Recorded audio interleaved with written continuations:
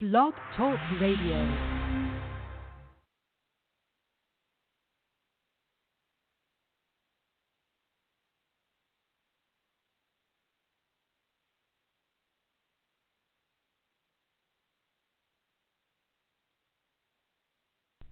Here we go, let them know. Season 7, another lesson. Seek truth, social media group. It's our showtime, Amuna Israel. It's new, we here to debate for you. It's clear that we breaking through. I congratulate the crew, it's just a few shows and platforms with honor and virtue. Round table special guests calling to alert you. All the information people say is relevant. Different views, model we model and settle it. If you don't know, we got what you need. It's our showtime debate talk for you with the brand new season. Season.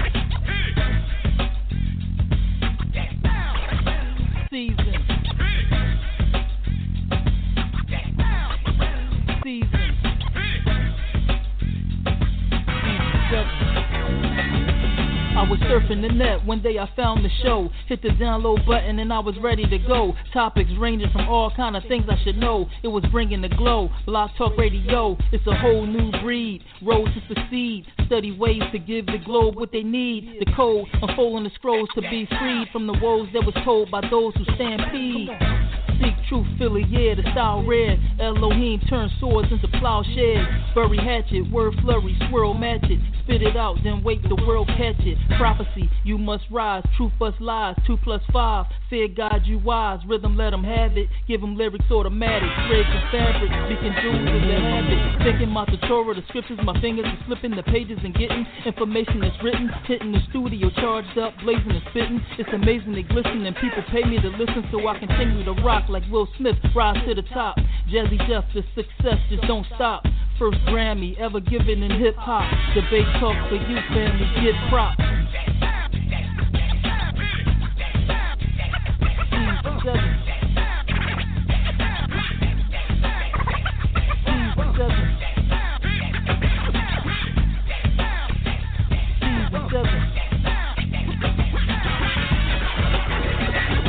Yo, style, show, see truth.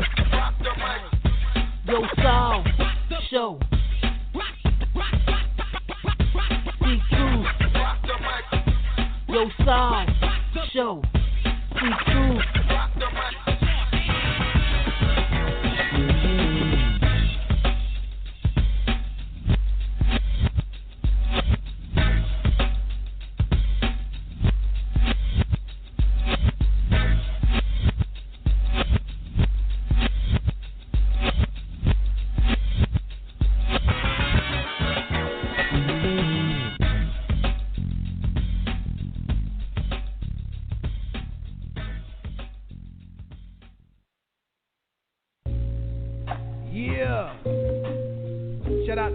Showtime. The Almighty Spawn. I am God of music. The Almighty Black God Spawn.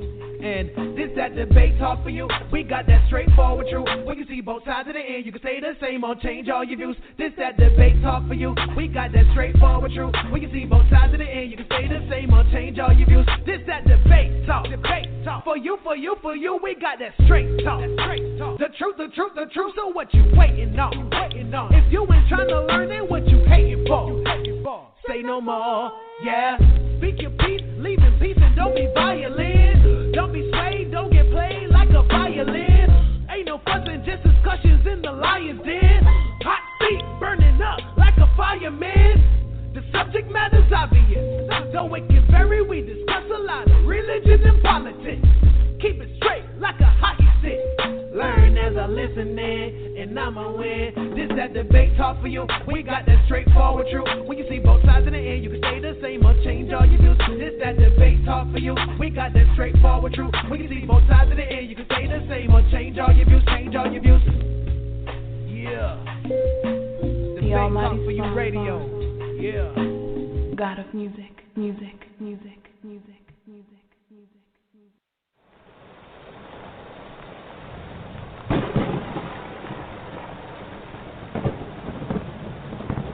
studies that showed ourselves approved.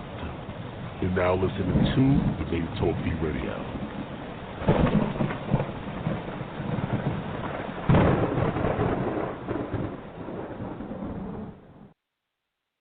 Peace and shalom. This is Imuna Yisrael from the Sunshine State, and I am tuned into Debate Talk for You, the place where you can get intellectual exchange with no profanity. I love it. One. Peace and blessings, family. This is your good, humble brother, Basim, representing the DMV area. And when I'm not holding down my mid-level position in corporate America, I'm tuned into the most respected debate show on the globe. That's Debate Talk for You with the esteemed host, Sal Showtime. Hi, this is Tyrone Thompson, host of the Blog Talk Radio broadcast, Talk Real Solutions. Please tune in and listen to all of our shows 7 nights a week at 9 p.m. Eastern Standard Time. At Talk Real Solutions, we cover a variety of topics to ensure we speak about what may be needed in our community at any time. Talk Real Solution is the hottest blog talk radio show going on right now. You can listen to our broadcast at www.blogtalkradio.com/Talk Real Solutions or visit our website at www.talkrealsolutions.com. Also, like our Facebook page at www.facebook.com/Talk Real Solutions. You can call in at any time during the show and add to the conversation and offer your solutions at 1-858-357-8453. That's 1-858-357-8453. Because at Talk Real Solutions, we want to make sure you have a chance to talk real solutions.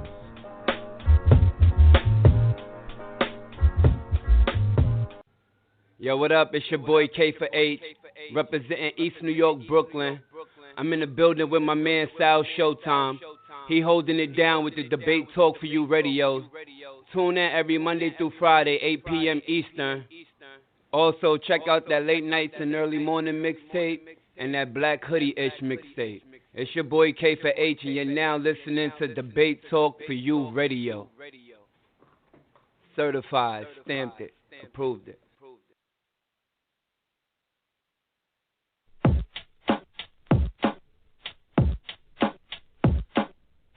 You don't want to miss checking out the most controversial video of the year. Everybody's talking about it. A video produced by Absolute Bible Truth teacher, Brother Josh. The video is entitled, Is There a Secret Gay Agenda Amongst the Comedic Conscious Groups? Once again, it's one of the most talked about videos right now, and you want to make sure you go check it out. So go to the website, www.absolutebibletruth.com/store. And once you get it, it's an automatic download. You don't have to wait for it to be sent to you in the mail. It's an automatic download. So once again, go check out the video, get it fast, and get it now.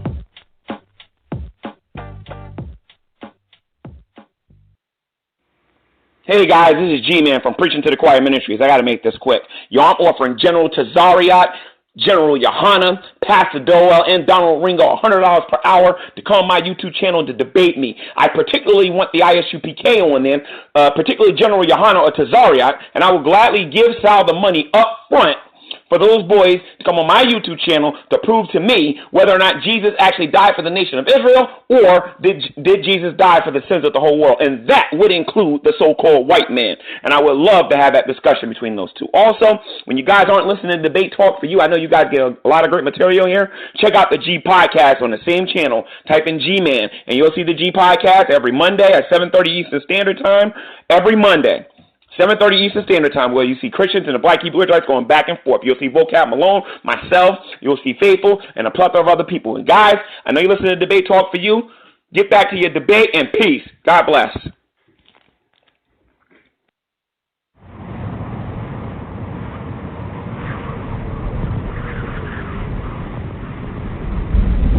That's our popular demand. You're now listening to Debate Talk for You radio.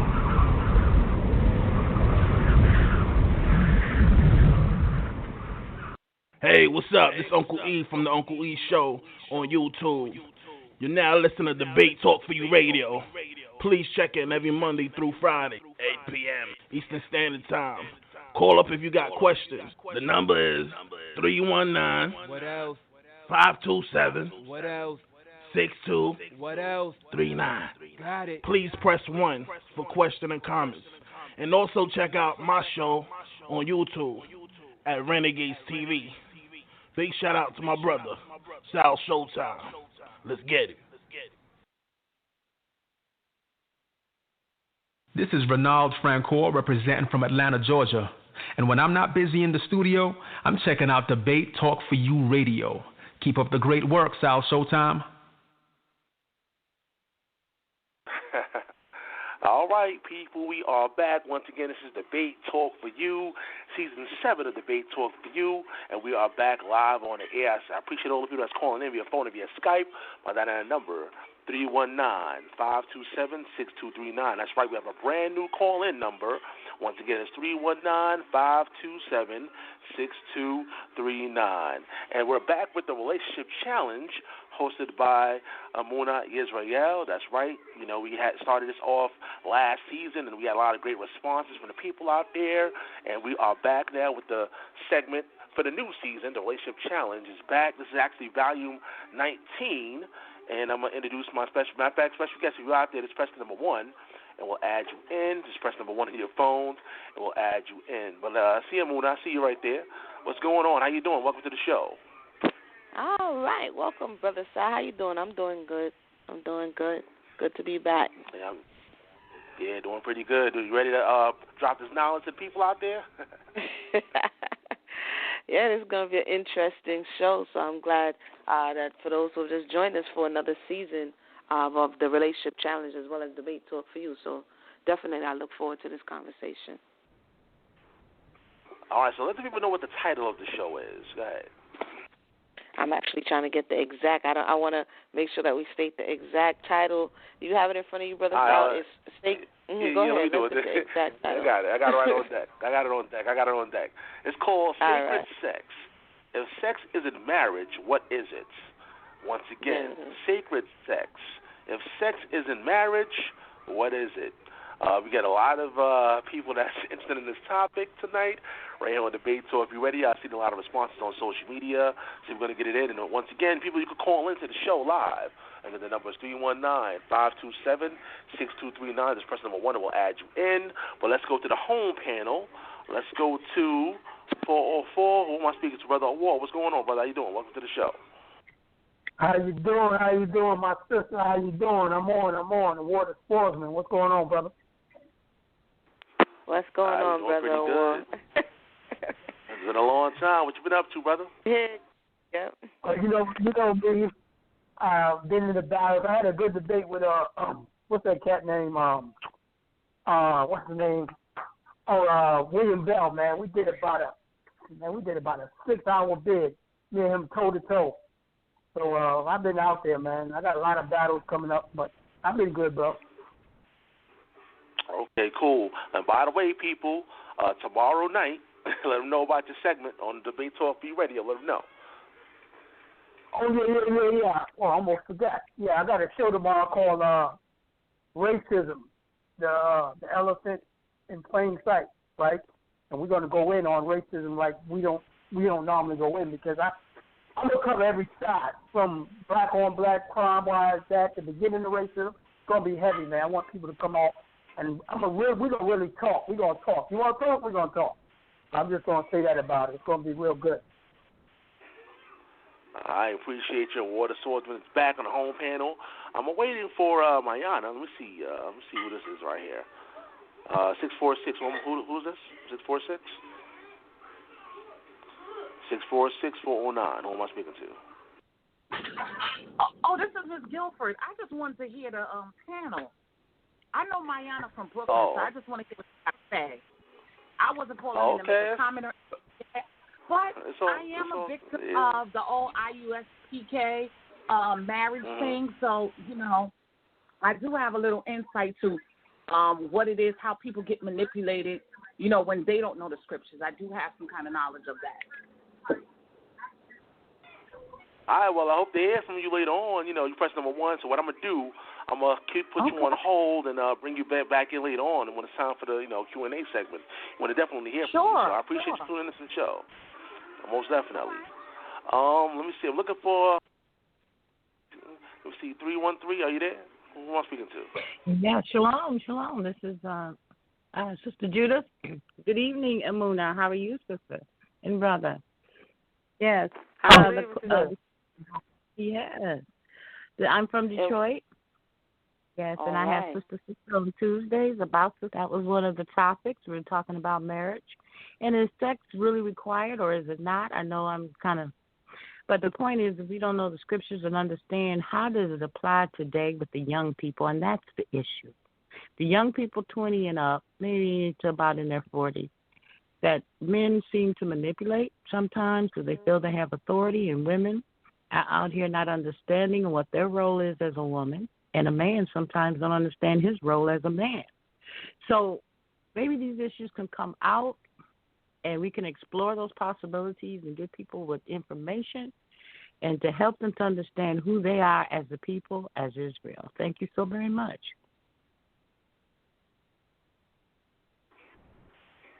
Thank you so much. We're going to get started, and definitely we want to hear back from you as well as all those who are out there when the conversation gets rolling. So feel free to press 1 when we roll back around. Thanks. Brother Sal, he's still looking to introduce Mayana. It's a 718, Brother Sal.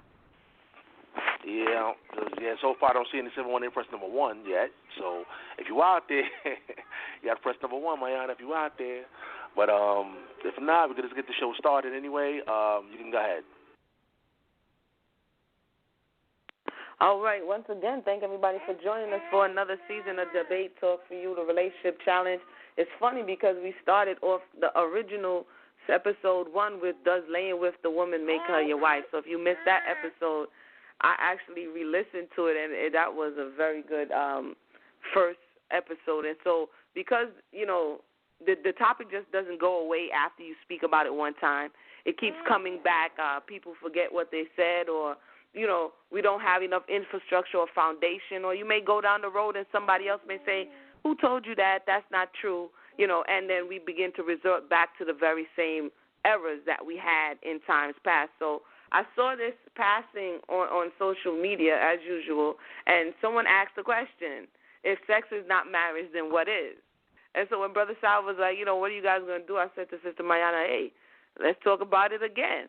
Because it's phrased in another way to ask the question, if sex is not marriage, then what is marriage? And so hopefully we can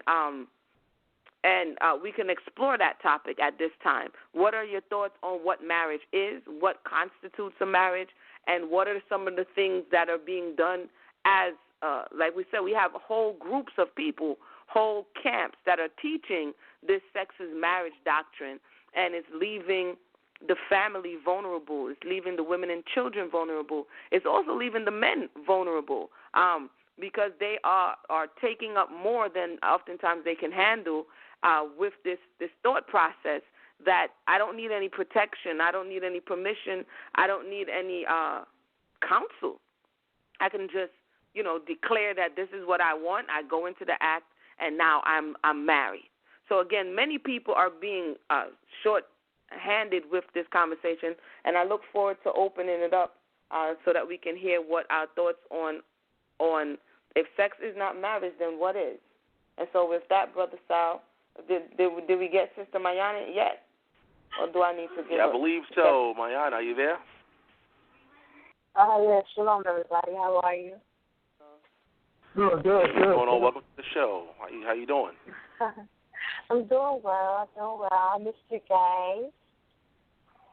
Yeah, thank you. Yeah, we missed you too. We back though. We back. You back together again as usual. Yeah, I'm really looking forward to this conversation. I was a little disappointed that we weren't able to get some of the more vocal members of this thought to come in and help expound on why and how this particular thought on what establishes a marriage could come on and have this conversation with us, because it's better to be able to engage the people that are engaging the people, because there's a lot of points that get brought out. And what's the most salient point is that this thought asserts that marriage is, that this approach to marriage is rooted in Scripture. And this is something that is not being presented as this is our thought or this is something that we have contrived, but instead the onus is being placed on the Creator and is being placed on our ancestors and saying that this is how we conducted ourselves historically and biblically. And because that is the assertion, this conversation becomes all the more urgent, because if it is true, then we must recover this type of approach. But if there are flaws in the source, then we need to discuss it. As the sister stated, it seems as if we are speaking about it again, but again tends to imply that there was a break in the conversation. I think that it's probably better understood that we are talking about it still, because it is still being said and it is still being interrogated and there are still questions. So we are going to have to continue to address it as long as it continues to be an issue or something that the people, as Sister said before, are stumbling over. So once again, I consider it a privilege to be a part of this conversation, and I'm really looking forward to it.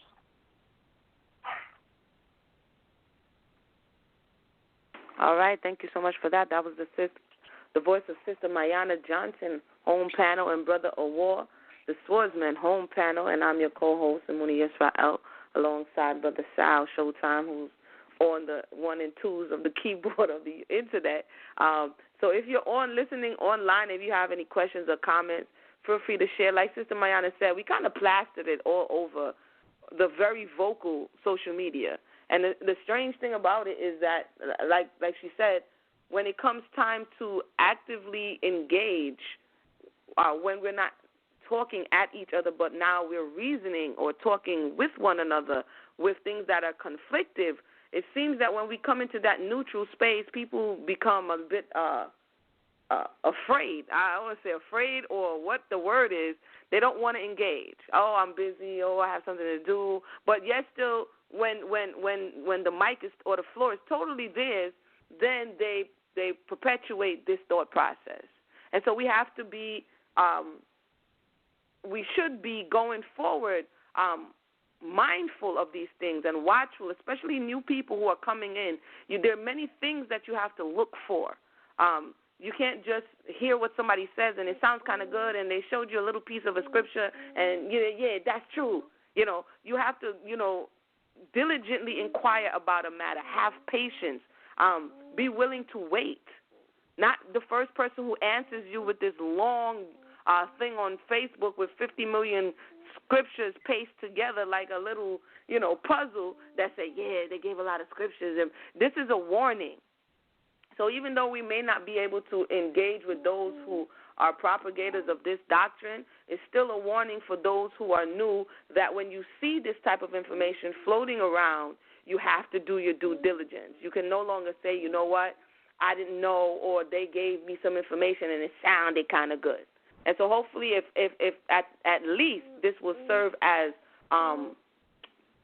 again, a red flag to this type of conversation. I would just start off, I don't know where Brother Sal went. Brother Sal?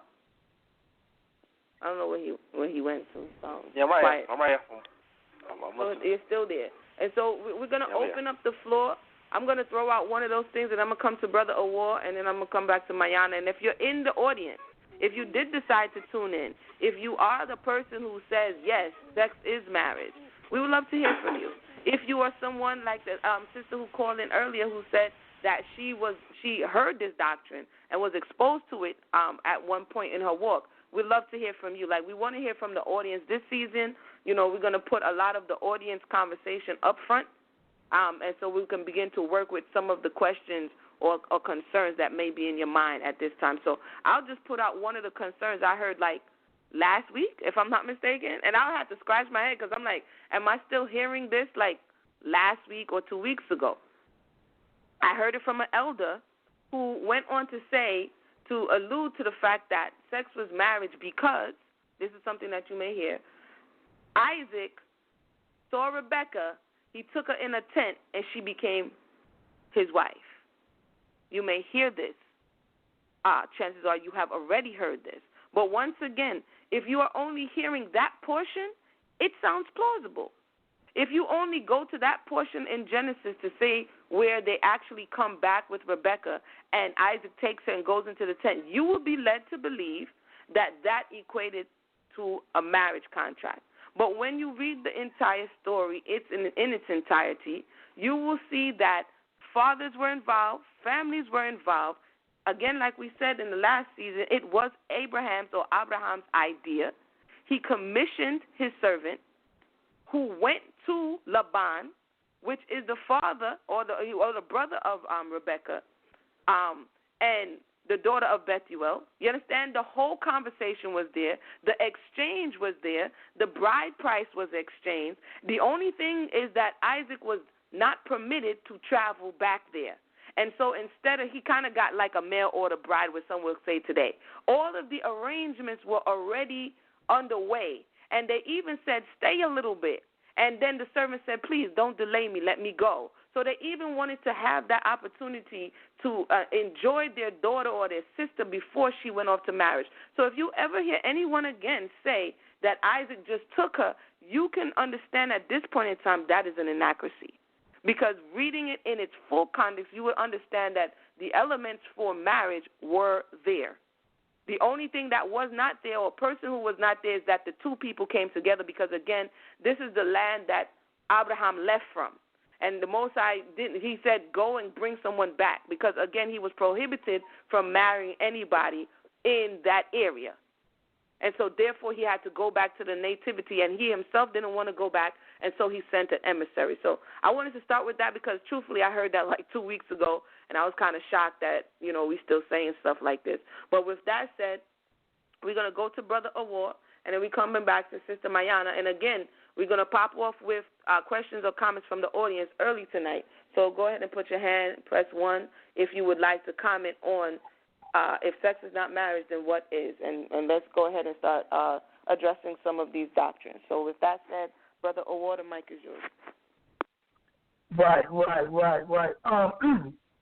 Well, marriage is a bundle, okay, because it's the spirit that bond together, and it's the physical, because the physical part covers the reproduction, okay, so we can exist. So it's very necessary. So I'm going to go to Genesis, the first chapter, and show what was in the beginning. What was in the beginning?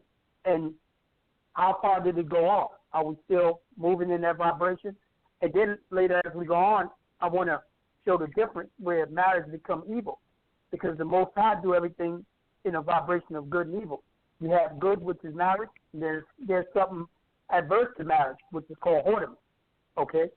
Where there's no commitment, like you said, there's no family involved. There's no commitment. There's no agreement. There's no oath. Nothing involved. You just deal with it and you keep it moving. And there's a lot of that going on the earth. So in the beginning, it was marriage, and there was an abundance of that. But now that we're on the other side, in the darkness, there's abundance of whoredom. So I just wanted to put that out. Let me read this right quick. This is Genesis. Now I'm going to pass the mic. This is Genesis, the first chapter, starting at 26. It says, and the Most High said, let us make man in our image after our likeness. Them have dominion. That's why it transcended them. It says, let them have the dominion over the fish of the sea and over the fowl of the air and over the cattle and over all the earth and over every creeping thing that creepeth upon earth. So there's a purpose to man and woman too. Okay? Then it says, so the Most High created man in his own image. In the image of the Most High created he him. Male and female created he them. And the Most High blessed them and said unto them, be fruitful and multiply and replenish the earth. And the reason why I wanted to read that, because in this society, on this side of the earth, in the darkness, you have men and men marrying each other. That's not no marriage, not according to the scripture. Okay? This is the only marriage there is between a man and a woman. Why? Because the spirits are intertwined. That's why I said whatever the Most High brought together, let no one put asunder. And then the physical had to be because that's what keeps the reproduction going on. That's what brings generations of other people on the earth. There's nothing else beside that. Even that ordinance is with the animals. They do it the same way. So sex is marriage, okay? But where it goes off is when people do not keep the right ordinances. But I'm just going to say that, and I'm going to come back later and show the other side. I'm just going to pass the mic right quick. Well, thank you for that. Sister Amina brought out the fact that there is still this continual forwarding of the idea that sex is what constitutes this holy convocation. And this is wildly problematic because we see throughout Scripture that where sex is taking place, marriage does not always follow. So the idea that having sex or that you can hump your way into a holy convocation is simply not supported by Torah.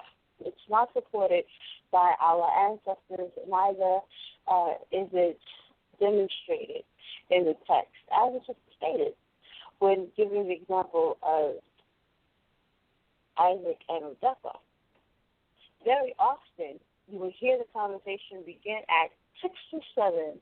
So once someone tells you that we're going to begin at 6 to 7, as the sister stated, there should be those moving flags going on. Because at 67, there are 66 verses you have skipped. And it's done deliberately. Because if you go through all of this stuff, which would be order, which would be decent, which would be intelligent, then there's absolutely no way you would come to the conclusion of innocent outcome. That is not what happened. And in order to reveal that, you have to have due diligence in your study. Walt brought up Genesis, and then at the conclusion of the matter, he made the statement, sex is marriage. But Genesis doesn't support sex being marriage either. And I prayerfully we will have an opportunity to go back and look at the Genesis narrative to show that even in the first recorded marriage, which would have been between Sarah and Adam, there are steps that happen as well. So I think that it's great that we're having conversations, and I'm hoping that as we continue with the conversation, we're going to get into clarifying Exodus 24 and 16, clarifying Deuteronomy, clarifying Genesis, because these are our Torah portions. When we're talking about Genesis, when we're talking about Exodus, when we're talking about Deuteronomy, we're talking about Torah, we're talking about law. This is different from just speaking about the accounts. It's different from just speaking about the records. This is discussing the mind of the Most High. This is discussing the mind of the Creator and His intent for His creation. So we have to approach this. And this is another thing that in our conversations, my conversation with Imuna, my conversation with other elder women and brothers also, the element of fear is something that has to be in all of these conversations.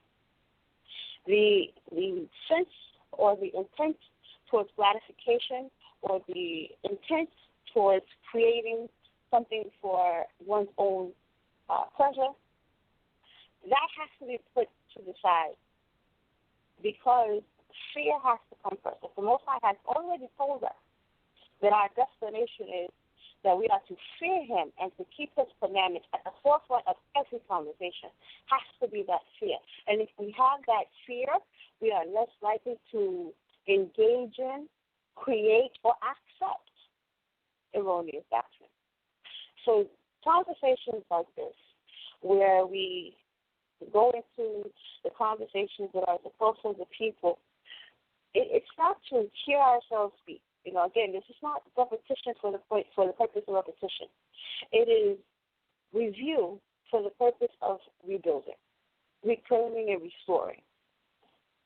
So I think Awar may be our representation for this conversation about sex being marriage. I'm not certain if he still holds that position. I did hear, and I want to acknowledge the fact that he is saying there's a bundle, which means that there are other components that are expected in the process. There is a process. The segment was originally called Sacred Sex, and it was extended to be sealing the deal.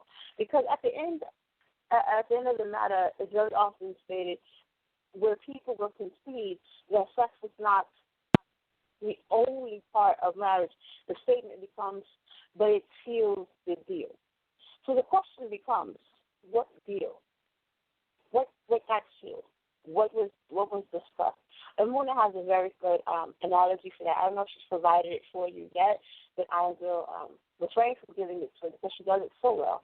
And prayerfully, when it goes after her, she'll give you this analogy about goes towards the idea of sealing the deal, the process of making a deal. What closes the deal? What are the processes in the middle that have to be understood and established? So when we say things like, oh, sex seals the deal, even in that, we should be interrogating what words, what the language is implying or emphasizing. Because marriage is one of the covenants, one of the things that we are allowed to do, that we have agency for, creating relationships, creating families.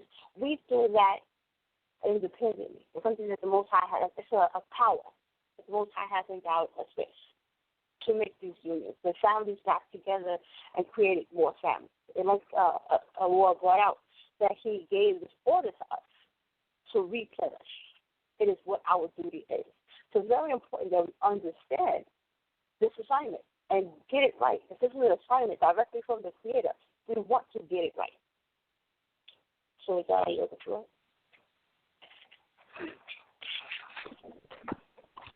All right. Thank you for that. Thank you for that. That was the voice of Sister Mayana. That's our first round. We're going to go ahead and check on Brother Sal. See if you're there, Brother Sal, if you have any hands in the air, if we can hear from the audience, any questions or comments. And we go from yes, there. we do. We have a few people standing by, waiting to get in the conversation. If it's your first time calling in, this is one of the rules out here. There's no foul language. When you call in, you got to keep it clean, keep it professional. Just to let you know, we have people listening with the children. And if you have any, background noise, just mute your mics, to avoid interruptions, and mute your phones. But we're gonna go to the phone lines right about now. Let's go to 347-303. You're live in air. Shalom. Can you guys hear me? Yeah. Yes, I'm Sister Aisha. Yeah, I'm Sister Aisha from Brooklyn, New York. How you doing, Amuna? Empress Amuna? Hey, what's up, Sister Aisha? What's going on? What's a God? Yes. The whole thing with the sex of marriage, I've heard, the ISUPK and other groups, and I know that most of those groups kind of all stem from the same main group in Harlem in the day. I've heard the doctrine, but I haven't only heard them. I've heard other Israelites with this doctrine of sex being marriage. But then I always remember the story in the book of Genesis with Jacob and his daughter Dinah, where Dinah, I think she went out to see about the daughters of the land, and I think Shechem, I'm quoting it, I'm not reading it verbatim, but Shechem, saw her, he beguiled her, he laid with her, and then his father showed up afterwards to ask, for her hand in marriage after his son had already laid with Dinah, and Jacob was not happy, and Jacob's two sons, Shimon and Lewi, were not happy, and therefore, they ended up killing everybody, all of the Shechem's people. The thing about it is that from the ancient days, from what's described, no, they did not have marriage ceremonies as we do today. However, it appears as though the families came together, and brothers did go and ask of the sister's hand in marriage. They didn't just lay with the sister without speaking to the family. So there was some form of officiation. And a lot of these brothers, they want to skip over that. And I've heard the thing with Isaac and Rebecca, But the thing about it is, with Isaac and Rebecca, Isaac's father sent, like Imuna was just going over, sent his servant to inquire of a wife. The servant must have had to ask the Rebecca's parents if she can go, and if asked her, she had a say in it as well. So I don't think even in that case there was just a laying with and that constitute marriage. And in this day and age, when we have so many single-parent households as well as so many, no one taking accountability for the children, or men not taking accountability for their wives, or even wives not taking accountability for their responsibility as a wife for their family and husband. We can't be in a situation so loose, because our people are now getting back into this law. They need discipline. They need order. And I'm going to just leave it right there, Dehu. Well, for that was the voice of Sister Aisha. Thanks for tuning in, Sister Aisha, and lending your voice to the conversation. You brought some very poignant points as it relates to we need discipline in this return. We can't come back slack, because we just came from a whole, millennia of slackness. So, and this is the thing that we're seeing oftentimes being run away from, certain stringent laws that's going to keep order and purge out certain desires that lead to chaos. So that's a good point. I want to thank you for sharing it. And Brother Sal, anyone else on the phone line, feel free to share your thoughts. Have you heard the doctrine? Were you snared with the doctrine? Were you, did it lead you away? All kind of stuff like this. It's kind of like halfway testimony, halfway, conversation. So again, Brother Sal, the mic is yours. All right, let's go to the next caller. Let's go to 347-731. You're live on air. Hey, Shalom, Rakha. This is Dr. Quayla in the Army, Bot Levy.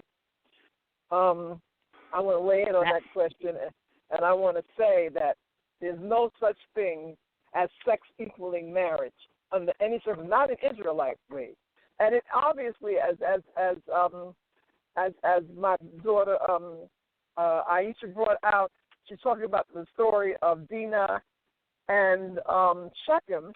Even though he had laid with her, he still had his father Kabor come and ask for her in marriage and the dowry that he was ready to offer for her, even though he had already done the act. And what was the response? Such a thing is not done in Israel. This is before the written law. This is before the Mosaic law comes down.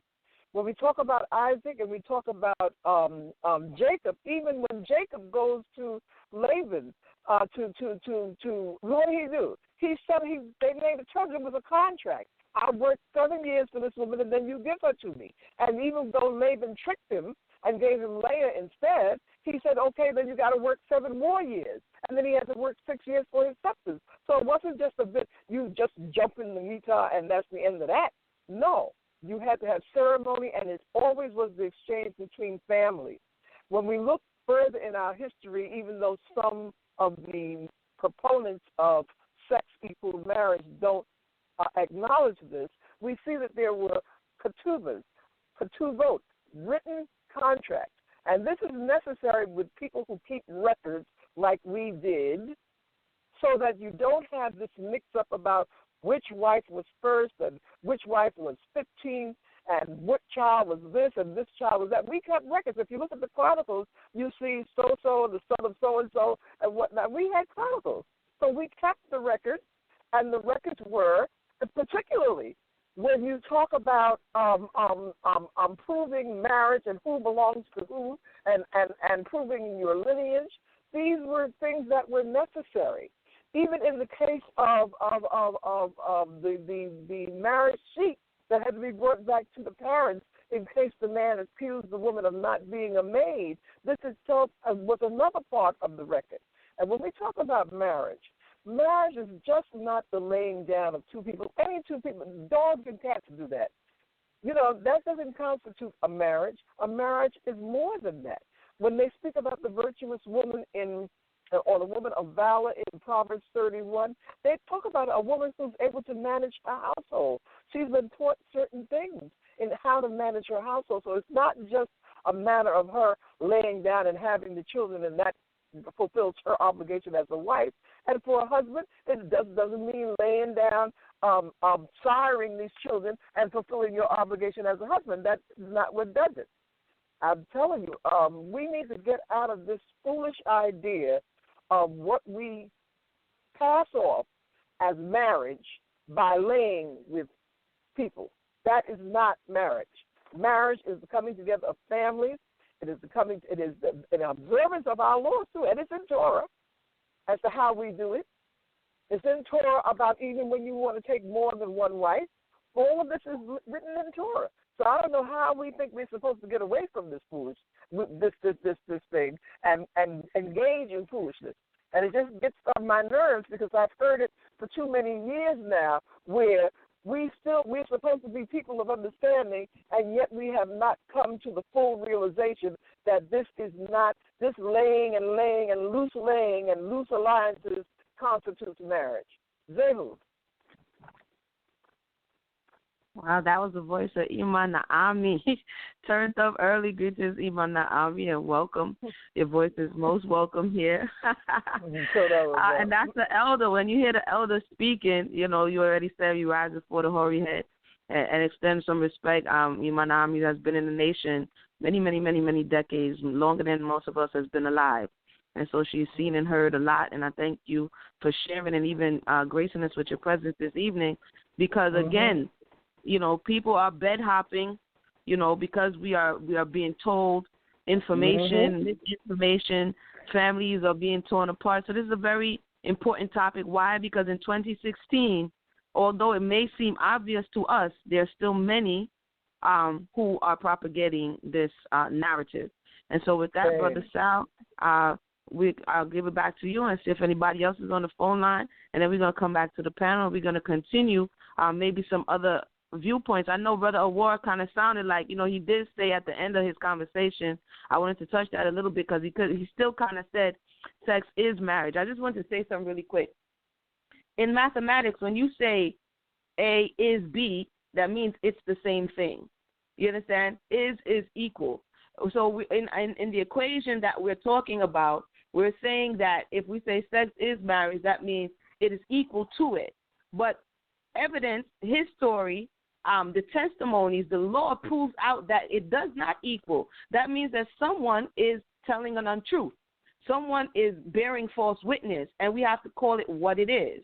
If we can go to more than 2 or 3 witnesses within the Torah and see plainly, especially in the whole of Leviticus when it talks about rightful sexual encounters, and we can see clearly that these encounters do not constitute marriage, we have to reassess this doctrine because, and like I said, especially for those who are coming in, there are many places, in the case of Tamar, in the case of both Tamars, because in the case of Tamar and Judah and the case of Tamar and Amnon, which was David's son, and then we have so many narratives. We have Dinah's narratives. We have so many narratives that show you that just because someone laid with someone, that did not equate marriage. For instance, David did not marry Bathsheba when he first committed adultery with her. Just because he laid with her, that wasn't marriage. That was adultery. So once again, we could just bring it all out, pull it all out the closet, and let's take a look at all of it. But before we do, Brother Sal, I'm going to go ahead and give it back to you, and let's see what's going on the phone line. All right, once again, people, if you're on social media, you can call in. You know that number, 319-527-6239. When you dial that number, press number 1, it will add to the conversation. Title of the show, Sacred Sex. If sex isn't marriage, what is it? So let's go to the next caller. Let's go to 913-488. You're live on air. Brother Sal, can you hear me?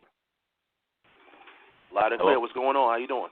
Yes, what's up? This is a first-time caller. My name is Brother Yakel, the mighty Hebrew Lion of Judah. I represent an organization called Campaign for Biblical Literacy. I have definitely heard the doctrine that sex equates to marriage, but I think what we're now realizing is that in the beginning, the Most High created sex for marriage and marriage only, and we're the ones that perverted it. You can talk to a lot of Christians, and I don't think I've ever spoken to a Christian who even understands what marriage truly is. I don't even think that too many of us Hebrew Israelites really understand what marriage is. And let me start by saying this. Marriage is a covenant. It is a blood covenant. The same way that we have a blood covenant with the Most High through the blood of the Messiah, the Mashiach Yahusha, the marriage relationship mirrors that blood covenant. Let me explain a little further. I don't want to be too graphic, and I'll be short. When a man and woman come together to consummate their marriage, in that marriage union, the Most High intended for a female to be a virgin. Now, we know that females, when they're virgins, they have what's called a hymen. So when the consummation of their marriage, when the male goes into that female, blood is shed, creating a blood covenant. Marriage is a blood covenant, and it symbolizes and represents the blood covenant that we have with the Most High, our relationship with Him as His children, as part of His covenant family. So I think if we need to understand what it is, and that's key, that's key to understanding most of the scriptures. We have a relationship with the Most High through a blood covenant, and marriage is a blood covenant. But once again, I think that I've heard the doctrine, like I've said, and I think the only reason that it is not is because we perverted it. So that's all I got.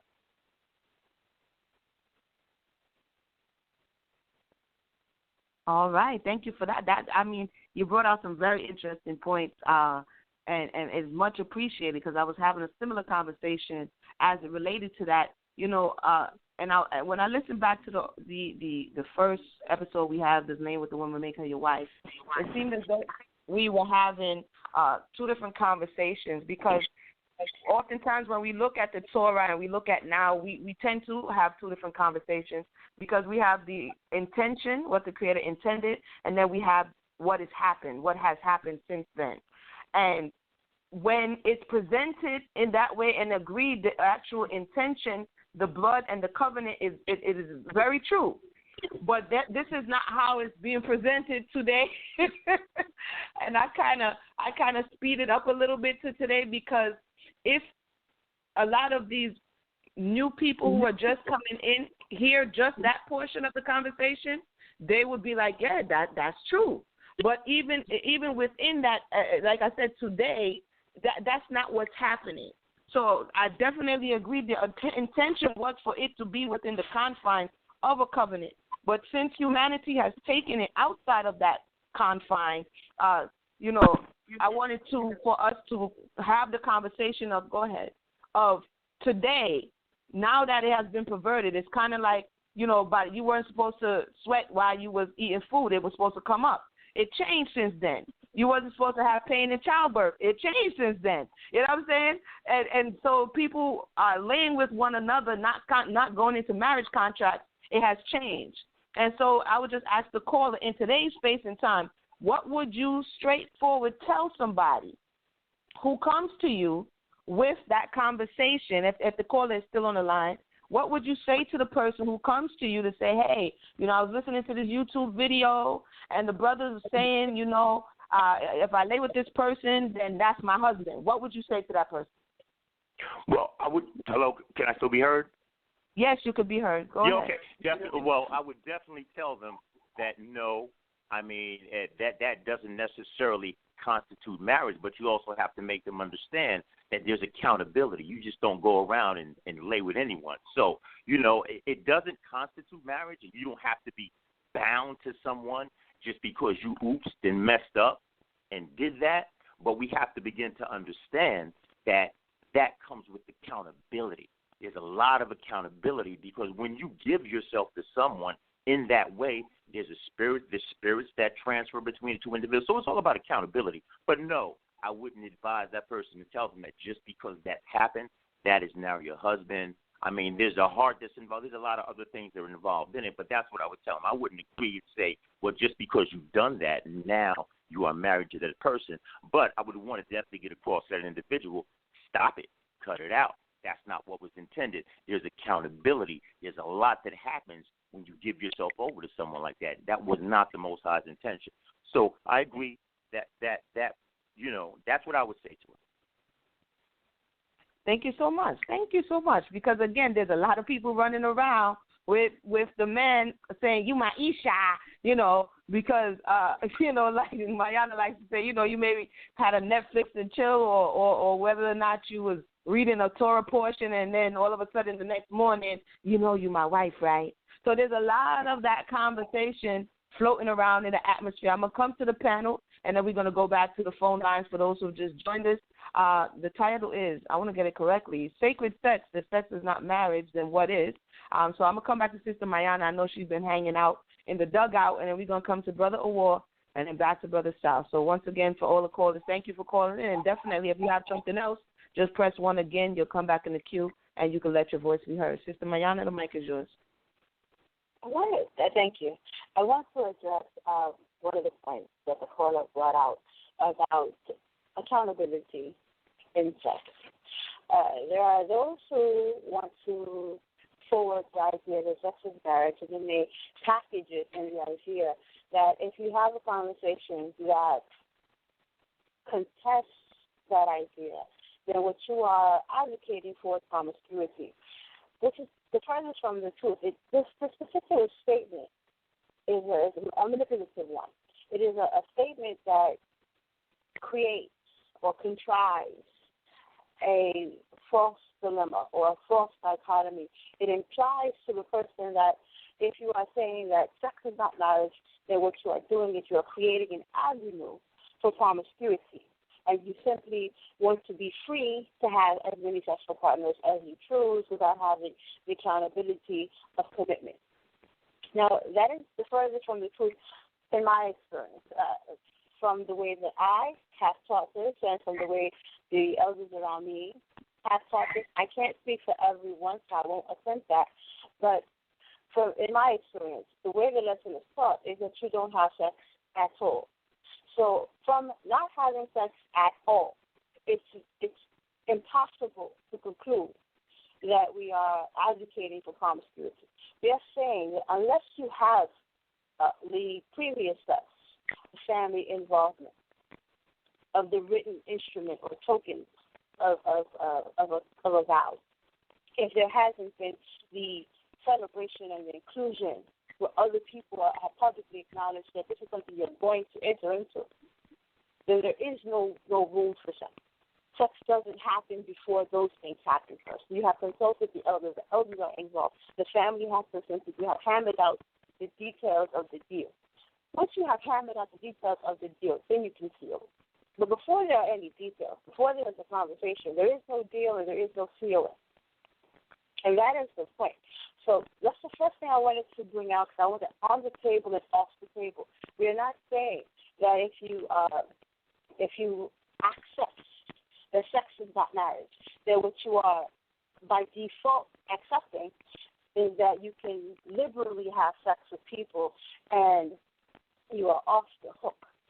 That's absolutely not the case. And I'm being a little repetitive here because I'm trying to emphasize that it's not what's being said. And when you hear people say that, for me, it's immediately, signals to say that's a mind trick. They are playing tricks with your mind. They are teasing your spirit to say, oh, you just want to be a harlot, or you just want to be a whore. You don't want to believe in sex is marriage because you don't want to be responsible. When you sit back and you look at the argument, the opposite is true. If a person is telling you that all they can offer you is the D, that is a person that is not giving you any other commitment. That is a person that is skirting accountability. I don't want to ask your father. I don't need to meet your family. I'm going to get you hemmed up in the field. We're not going to tell nobody. That's skirting accountability. That is what is the thing that is forwarding promiscuity, because where there is no accountability, there is no protection, and Scripture provides protection on all sides. It is a very thorough document. Our Torah, our laws, our instructions are very thorough. And another thing that the sister brought up before she was listening, occasions where sex between parties in no way is understood as a marriage. When she gave the example of the colonists, and our sister gave the example of Diana, who engages in sex with Shechem, And he has to come back now and do the things that were not done. So the act did not seal any deal. The deal was made after the fact because it had to be done. It's punitive. Extrasensual thing, for example, is punitive. It says if you do this thing, you now must do this other thing because what you did was out of order. So she gave the example of Dinah. She gave the example of Tamar and Judah. She gave the example of Tamar and Amnon. And the example of Tamar and Amnon, her half-brother, he had desired her, taken her sexually. And at that point, after he had not married her. She did not understand herself as a married woman. She understood herself as desired. And she immediately implored him, come, let's go back to our father and do this correctly. And when he discards her, she says, what you're doing now is even worse than what you had done before. Deciding her was the one thing, but then denying her the covering, the permission, the legitimacy of marriage was worse. Another thing, we talked before about the misunderstanding of the 67th verse. Obviously, you can come up with whatever understanding you choose if you start at the 67th verse. And there's this idea of in the tent, out the tent. Voila, that's the wife. Well, this brings to remembrance the occasion where Lot finds himself in a cave with his daughters. I don't think that anyone would argue in the cave, out the cave, he was married to his daughters. But clearly, sex happened. They went into the cave, his daughters had sex with them, and when they exited the cave, I don't see anywhere in the scriptures where these women are recorded as Lot's wives. This is recorded as sex happened. It was inappropriate. There's a list of inappropriate sexual relationships that are recorded for us in Leviticus. In the tent, out the tent, in the cave, out the cave. That is not how a holy convocation is created. We have a lot of considerations that must come first. Why? Because we are a holy people, and we like to say that when it's convenient, and we like to say that in whatever context is appealing. But when we're talking about the thing that is going to judge us, limit us, keep us beholden to something, all of a sudden we're loosey-goosey with the rules. We are holy people in every aspect of the term, and every aspect of our actions, and marriage being one of the most sacred of those. So, as we continue with these conversations and different examples come up, I'll address those, because I would like to hear them be brought out so that I can address them again as they come up instead of trying to rain them all down on you on my turn to speak. So, but yes, we have brought out, for example, that sex, by example, is not the same. That, like just to say, A equals B. It's not. A is not B in this case. And our let's just say the Torah bears these things out. And with that, I yield the mic. All right, thank you for that. That was the voice of Sister Mayana. We're going to check on Brother Award, the swordsman, at this time. Brother Award, is it correct that you used to subscribe to or attend places that subscribe to this doctrine? If you would like, can you edify us a bit more on it? You would be more, versed or apt to speak on it. And let me know if I'm mistaken concerning that. So if you could, Brother Award, can you edify us a bit more on the doctrine and kind of how it played out and what you saw as a result of it? Right. Well, what happened was, here you have these young men, okay, the world's against them, and the biggest thing they were feeding the young men was, hey, you could have multiple wives. But what the problem with that was, they didn't give the understanding, okay, because we all fell into it. I mean, that's like telling a lion there's a whole house of steaks over there, a young lion, So they didn't give the understanding. The understanding was that you're bound to those women forever. Till one die, you have to provide, like Sister said, deal with the family. There's a whole bundled stuff that you have to do. Where we took it as, hey man, the most famous excuse was, yeah man, they all wicked. We in hell. When you want to go and hormones, you found your good justification, wicked thing, thought to do it. You say, well, we're in captivity. You ain't gonna find no virgin. I heard that a million times. Oh, you ain't gonna find no virgins. Oh man, these women. Oh, she done had a million men already anyway. You make up those excuses in order to get your rocks off. So that's what happened. They didn't get the understanding that you're bound from the beginning. If you did have the multiple wives or whatever, you was bound to them until you die. Okay? Or if you took a wife, you were supposed to take care of her.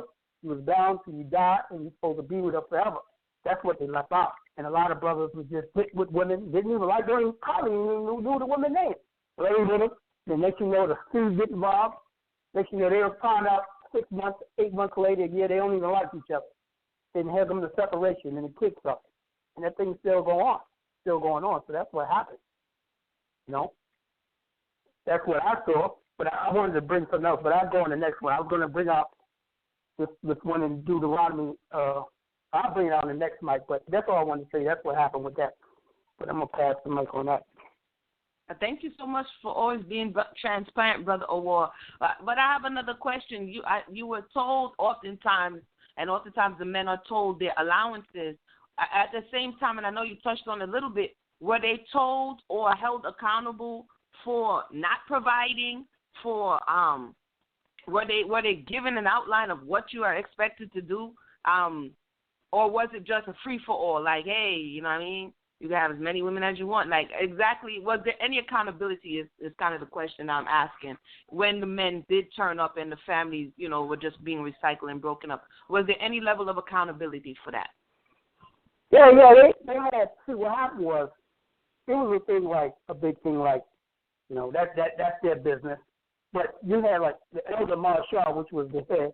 Now, he walked the walk and talked the talk. He was one guy you never saw him with a bunch of women. He had one wife that he had from when they were young, and he died with her, and he rehearsed these righteous acts as far as marriage.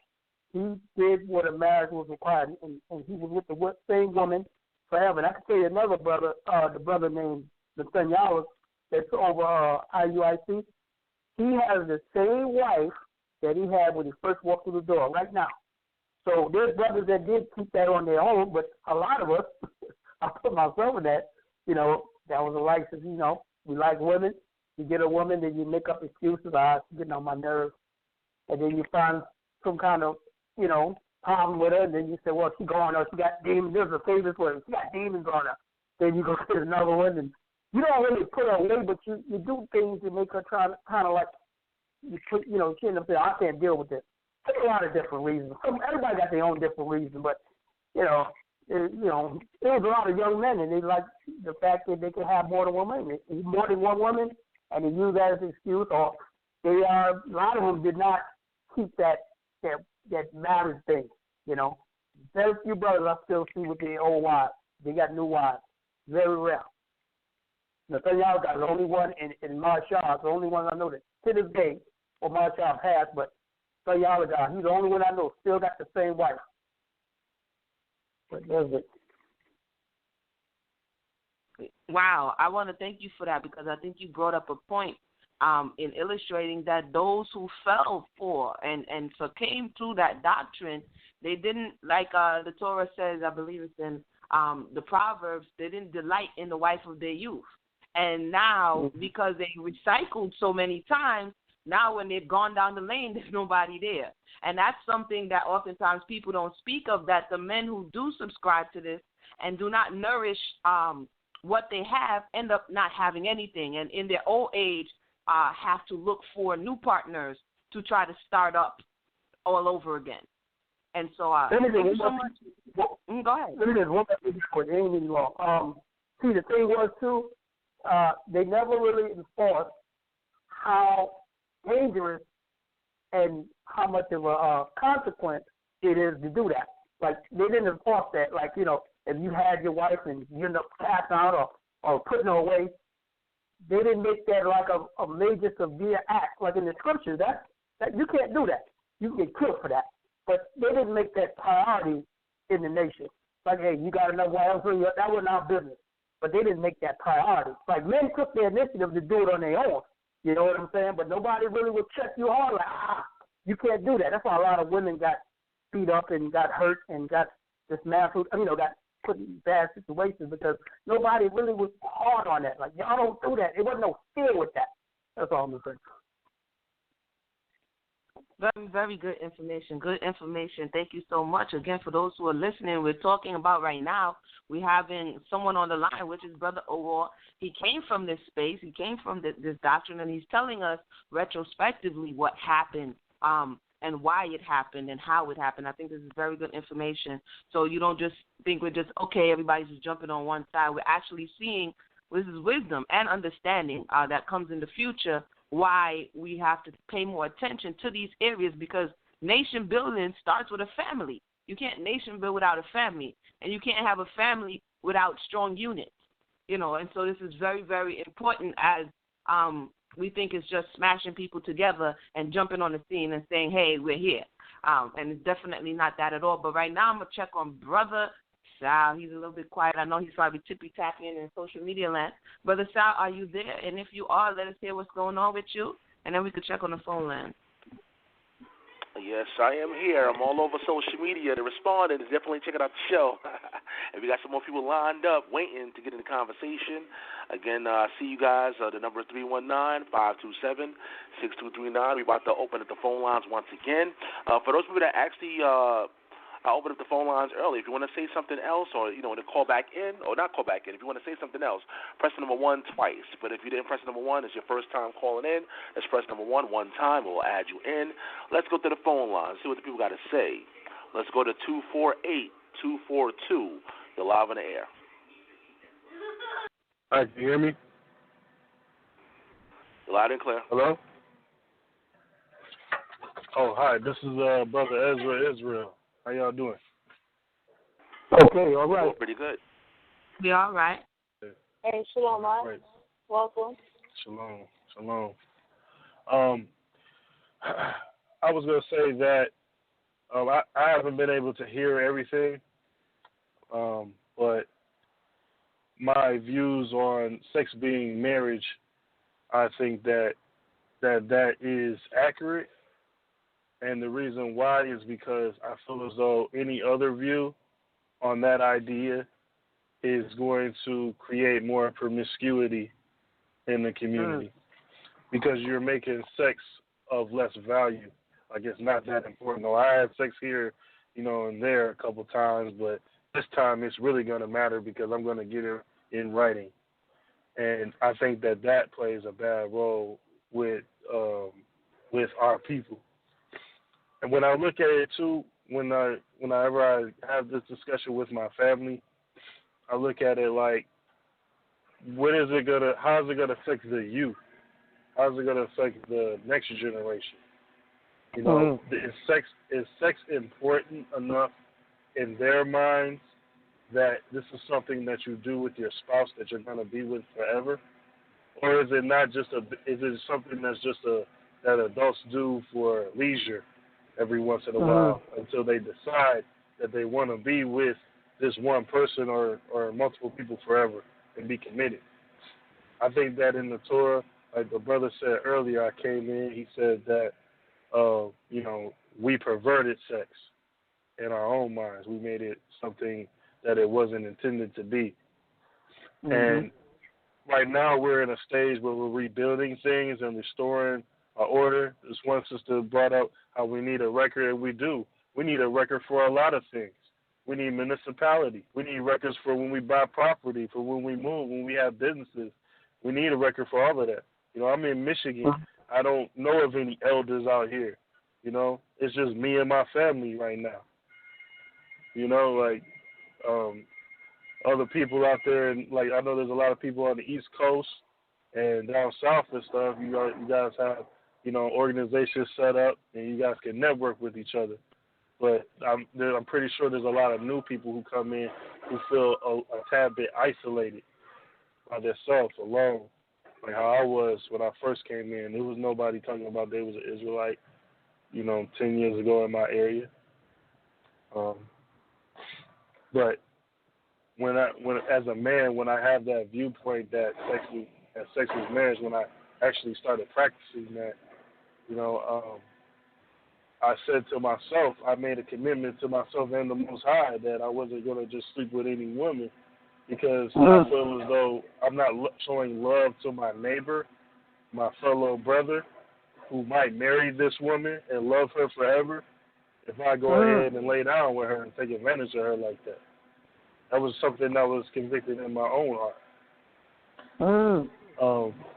And I think that's something that I teach my children too, is to love their neighbor as themselves. And I feel as though that those key principles are important. And I think that sex needs to be viewed as something very important and not something idle that we play around with. Because like the sister said, family is very important politically, socially, economically, on a local level. And if we're going to rebuild our nation, it's going to start with family. And whenever we're talking about the laws that brought us together and everything like that, like it's all going to start with family. That's all I want to say. I'm sorry. Take it too long.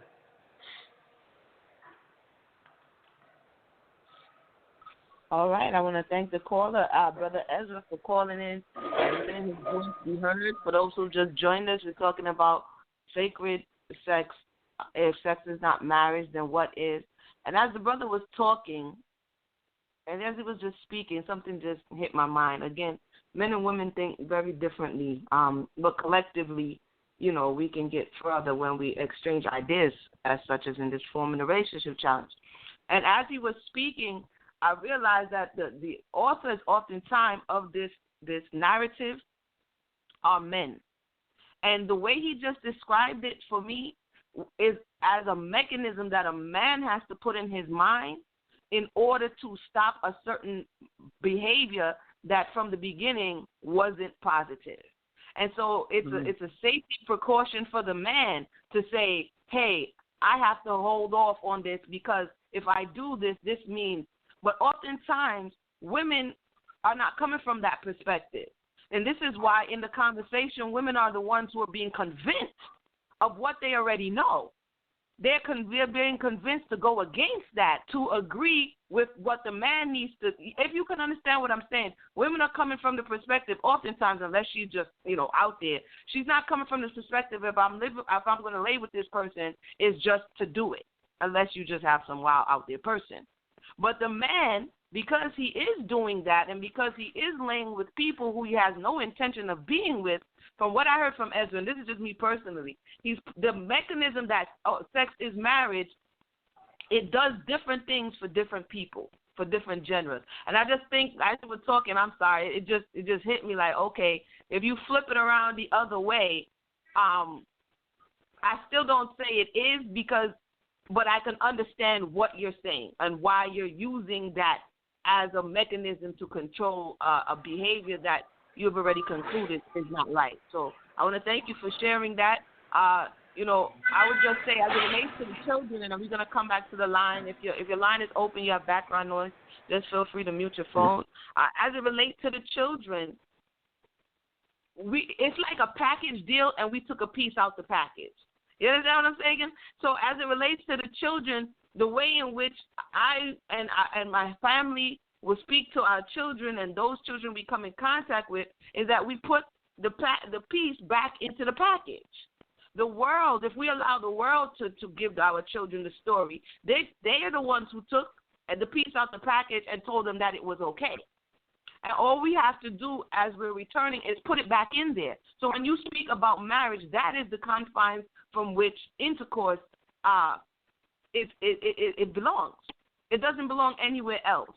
And so, again, we have to take control of the conversation. If your children are out there in public school, if you have them watching what's on the television, you have to take control of that conversation. And so from the onset, both the male and the female would understand the value of themselves, because oftentimes everybody's looking for a virgin daughter, but who's looking for a virgin son?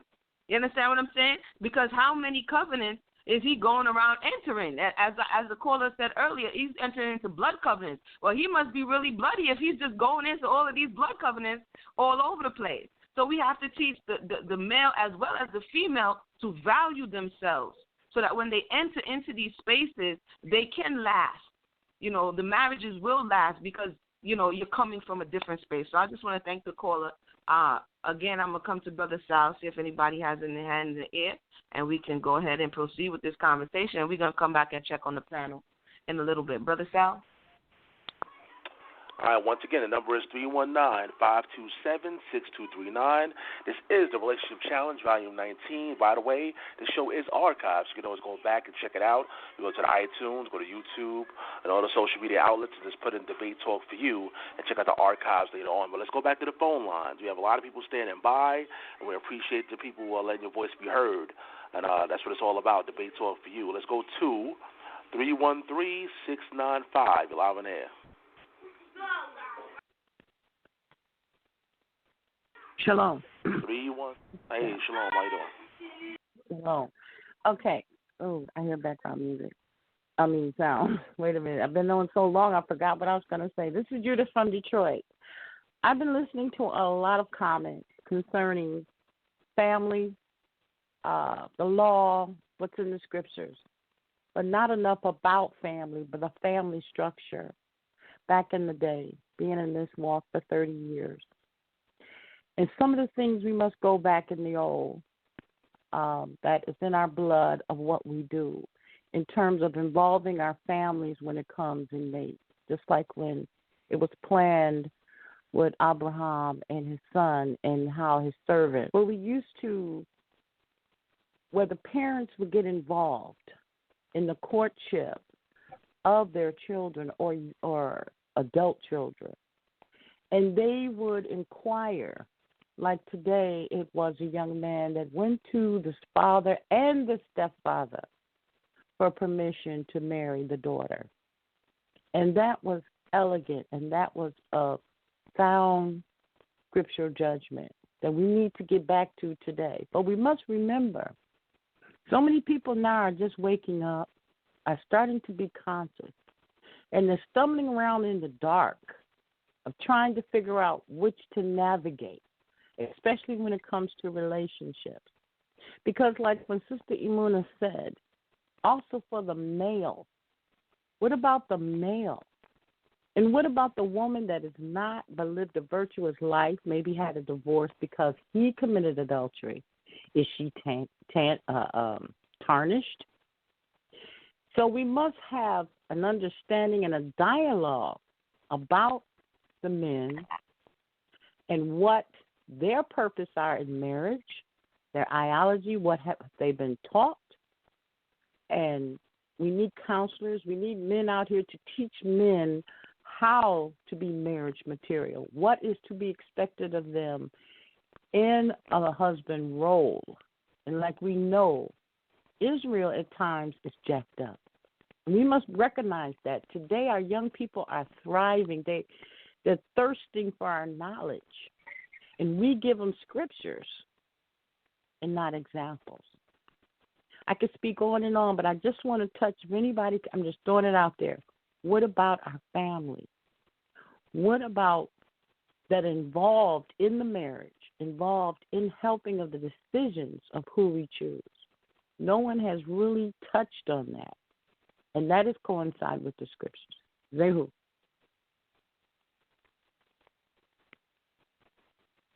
Did I say something about that? Well, all right, go ahead. Go ahead, Brother Owa. Okay. Our generation is kind of polluted, right? And that's why the gospel is so necessary, because what it does, it reboots us in the spirit, okay? How, not just to move in the commandments, but when you get these situations where there's problems, you know how to move in the spirit to fix it. So we now have to start teaching our children these golden commandments, because we're kind of contaminated from the rudiments of this world. But the problem can be fixed because we got the gospel, which reboot us back in the spirit, and we got to start dealing with our children. But a lot of us, are still rejecting the knowledge. Okay, we're not really applying it. We're doing what we want to do. And that's why we still have these problems laying around. That the gospel is a sure way to finish it, but a lot of us don't even believe. They think that's some Christian garbage, and that's the finishing of the statutes, how to really execute it properly where everything runs smooth. Because you're gonna see, our forefathers didn't have that when they run into these different entanglements. They didn't understand how to deal with it, like David. Okay, he didn't know how to deal with lust when he saw Bathsheba.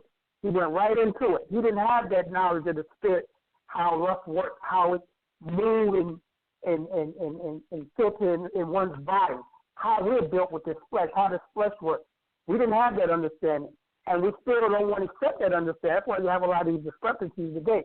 And it won't go away unless we learn that side and that understanding of the spirit. It's not going to go away. Where do we start? So we need to start teaching our kids that, learn it for ourselves, teaching our children that, and we can act that evil that's been put in us from this learning and being in our enemy's land. But that's where it starts with our children now. But I'm just going to pass the mic. Thank you for that, Brother Awar. It does, the children are right there, nigh onto us. And in helping them, we help ourselves. So I would have to agree to the extent that we have to put it, in them. We have to begin to autocorrect some of the things. But like many callers said, we have to first acknowledge that there's something wrong. Gavert Judah just said the same thing.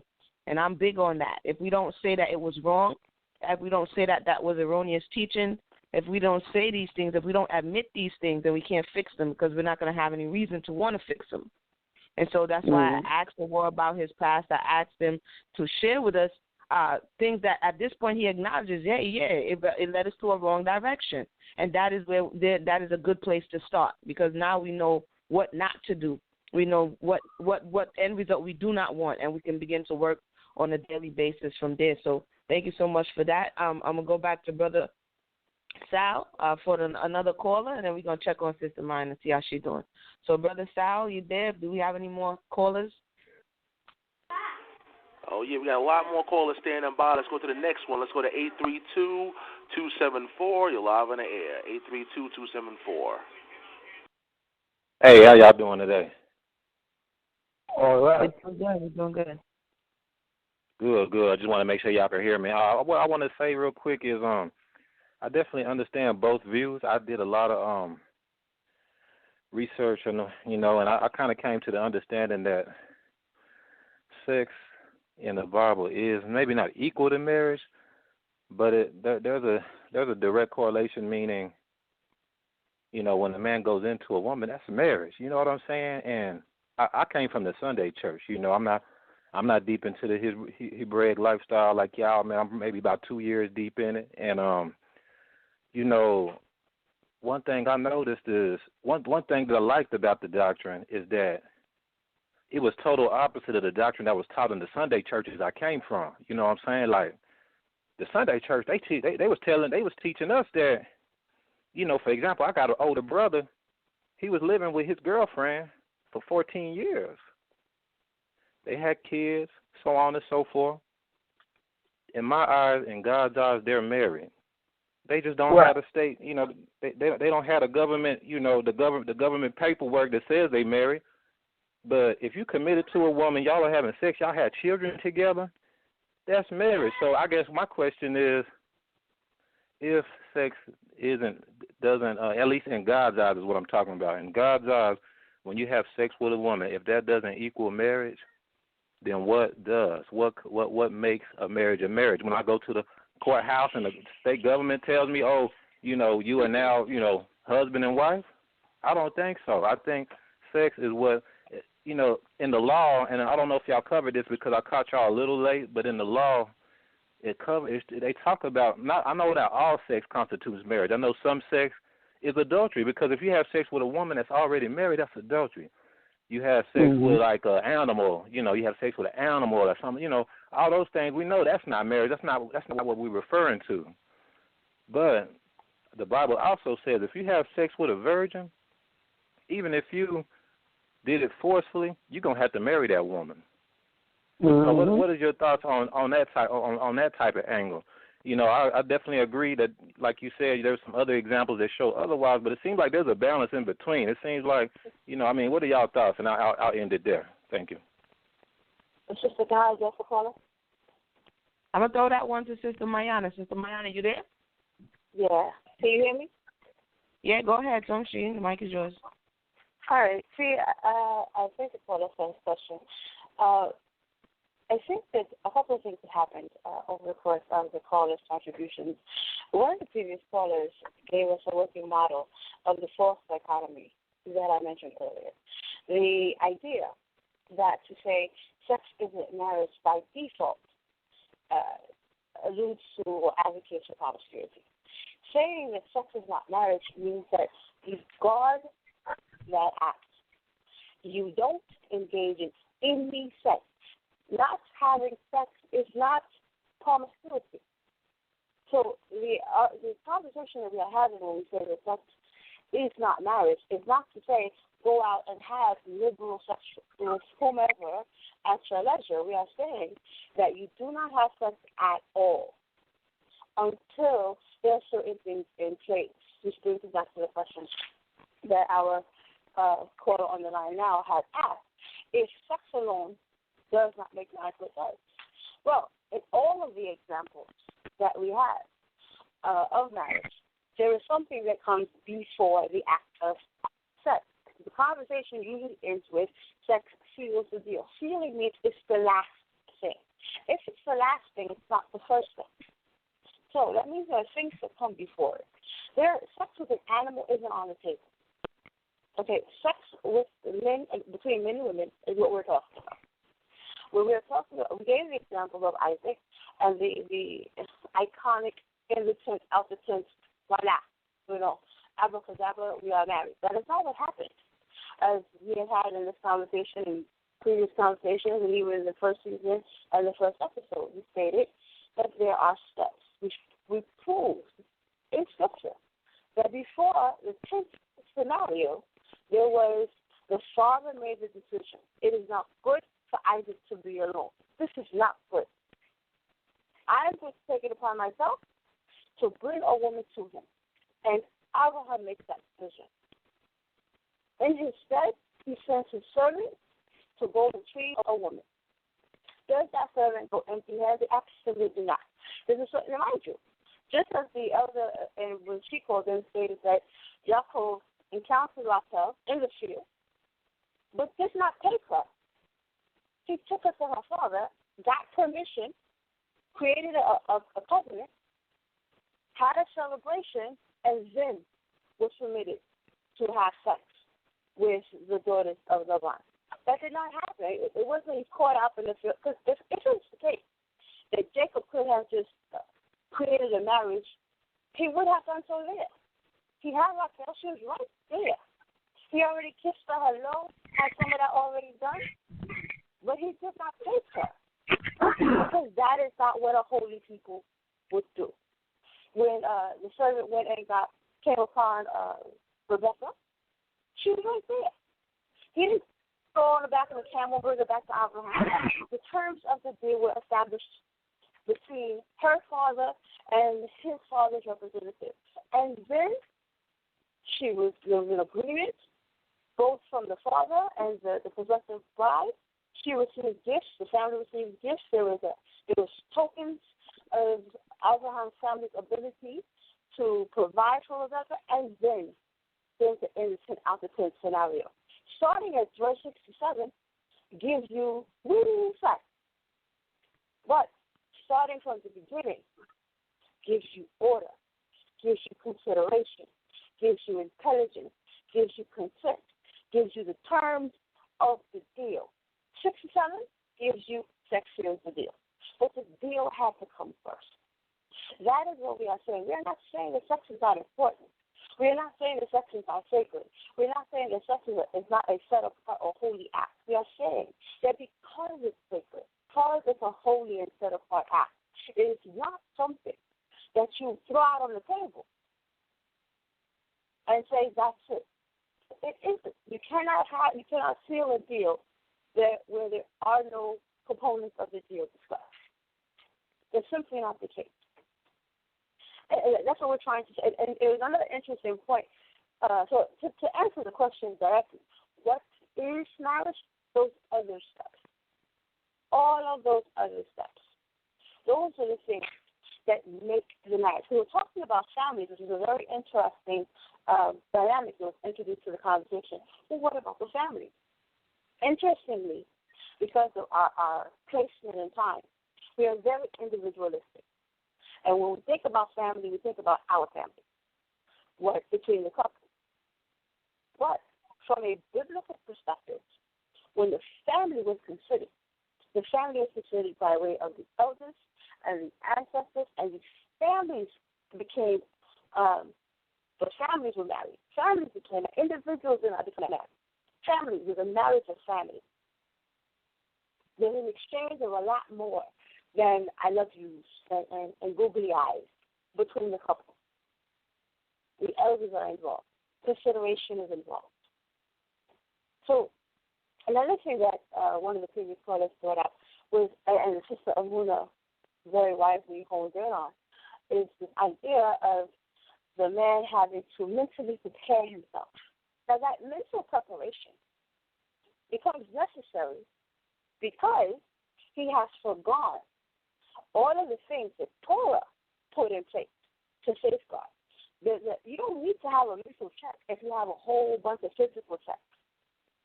There's a whole bunch of physical checks. That conversation, that covenant, that written instrument, all of those are physical checks. You don't have to mentally prepare or psych yourself up to commit to somebody if you have all of these other accountabilities in place. Proverbs, the 25th proverb tells you about that kind of mental preparation. It's the 25th chapter, and it begins also with the 27th verse, and it's a list of, you can read the whole chapter. I encourage you to do so. But the 27th and 28th verses, the last two verses, it says, it is not good to eat much honey. So for men to search their own glory is not glory. He that hath no rule over his own is a city that is broken down and without walls. So this assertion that because a man may not be able to check his own spirit, this mindset has to first, you have to psych yourself up before a big game and get yourself, your mind in the game and prepare to do something. Those kinds of mental gymnastics are only necessary where you are not acknowledging the law and all of the other things that are in place. So those are the things that I wanted to bring out. The fact that some of these concerns are because we are an individualistic-minded society. Some of this is because men are looking at the fact that they have to, with this kind of idea, if they place enough emphasis on the latter part, the final portion, then they can commit to it and treat it as a righteous thing. And the fact that there is a false dichotomy that people are using when they want to forward the supposition that in order to accept the sex alone is not the weightiest of the matters when it comes to sex, or when it comes to marriage, when it comes to marriage. Because that it defaults to promiscuity, to understand that sex is not marriage. When we say sex is not marriage, we're not saying that sex is a free-for-all. We're saying that because it is sacred, because it is holy, because it is set apart, you wait. So that was nice. All right now. This is what it's about, the relationship challenge, where men and women, the masculine and feminine energy, come together, have a conversation coming from different point of views so that prayerfully we can get further beyond some of the things that have been holding us back in times past. So I want to thank everybody who has participated thus far, and if you desire to participate at this time, feel free to press 1. We're going to check on Brother Sal right now and see what's going on and see if we have any hands in the air, and if anybody wants to share, do so at this time. Brother Sal? All right, the phone lines are hot tonight. Right here on Debate Talk Radio, we got more people lined up with questions and comments. Again, the number is 319-527-6239. This person number one, and we'll add you in the conversation. Let's go to the next caller. Let's see what it is. Let's go to 646-260. You're live in there. Shalom. This is Akko Crystal. I'm fairly new in this way of life, and I was introduced into this way of life actually by a brother, and to say that I didn't know anything initially when I was first introduced. And the way that I was approached initially was not so much from the standpoint of in regard to the way of life, but more so because of the individual had interest, and which initially, I later on I began to see certain things, and it was a little misleading, and I think that eventually things went on, and some things happened that shouldn't have.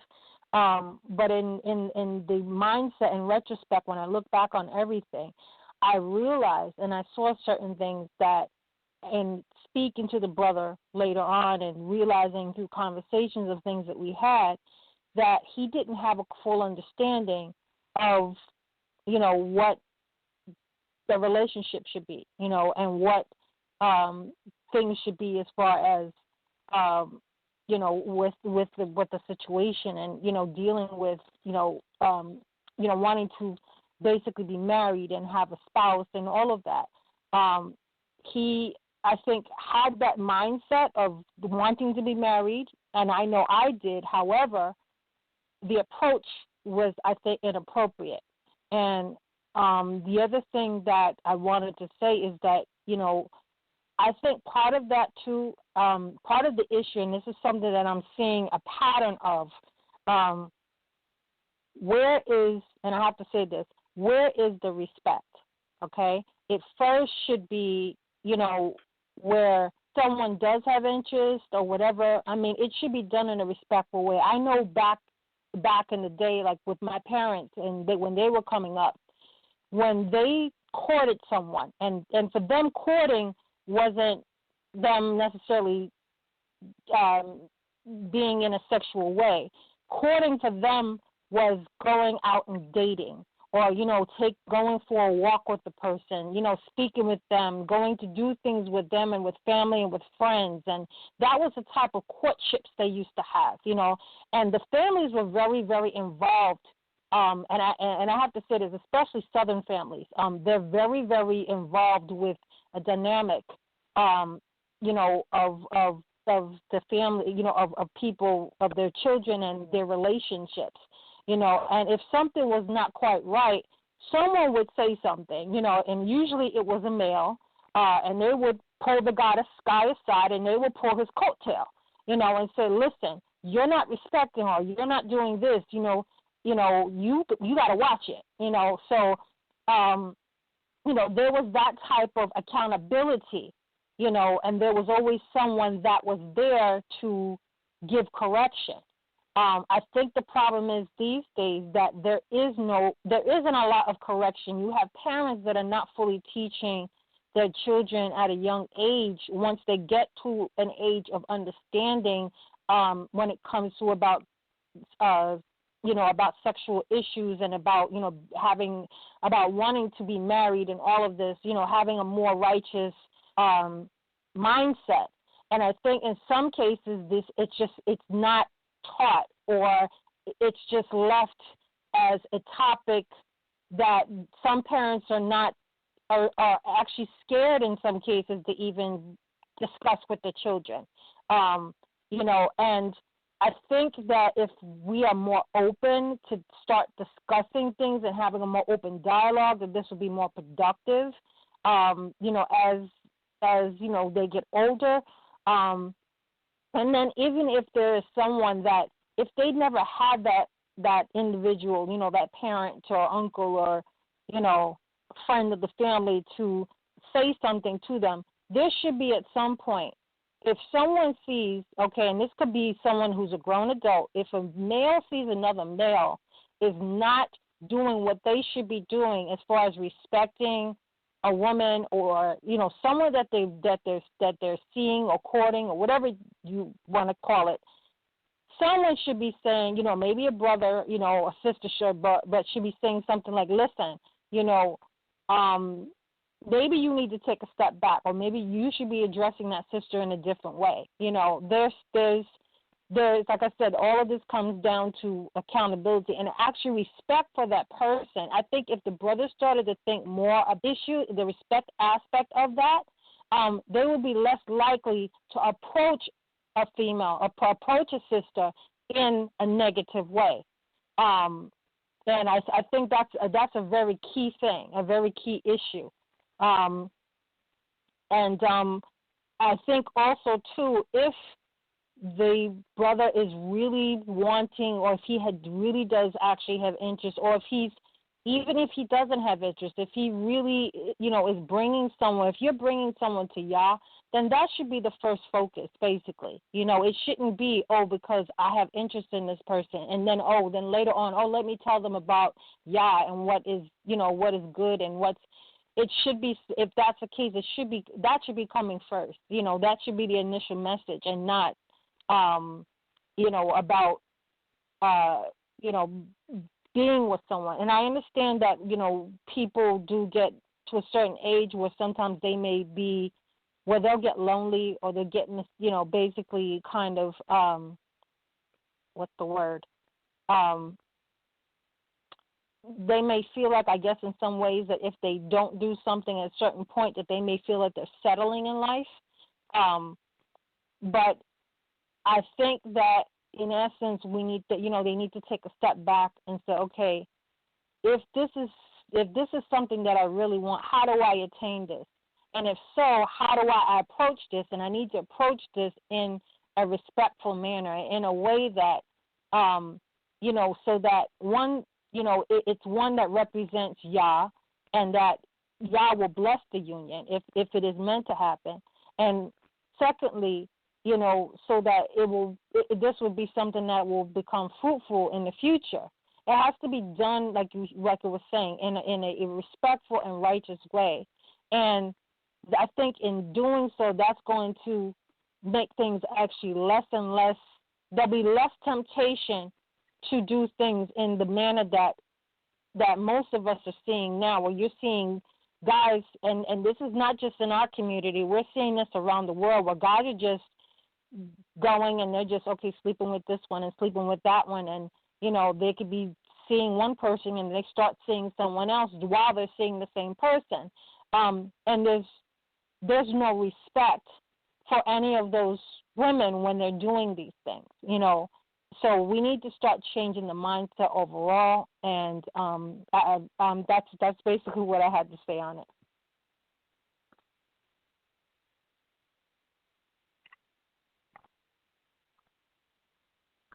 Thank you. I want to thank the caller. You said some very, very good and important things, and you brought up one thing that happens often is the very thing that you said, that oftentimes the men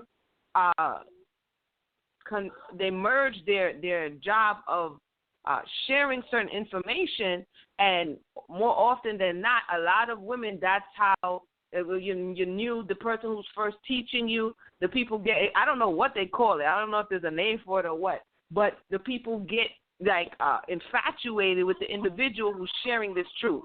So you're having this major awakening, and oftentimes that person that helped you to do that, some people feel an obligation to that individual to be with them, and it's not always the case.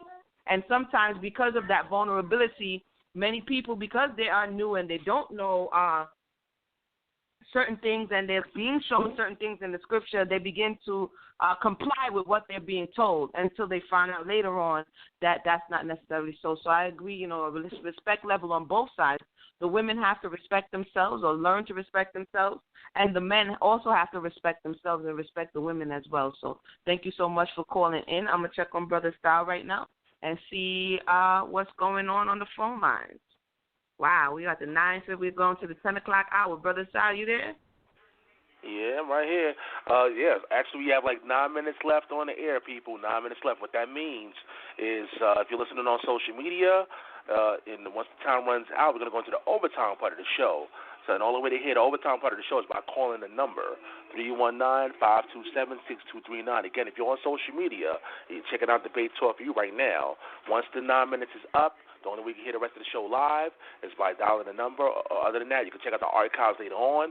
Go to iTunes podcast, go to the YouTube page, or go to Blog Talk Radio and check out the archives. But let's go to the phone lines. We have some more callers.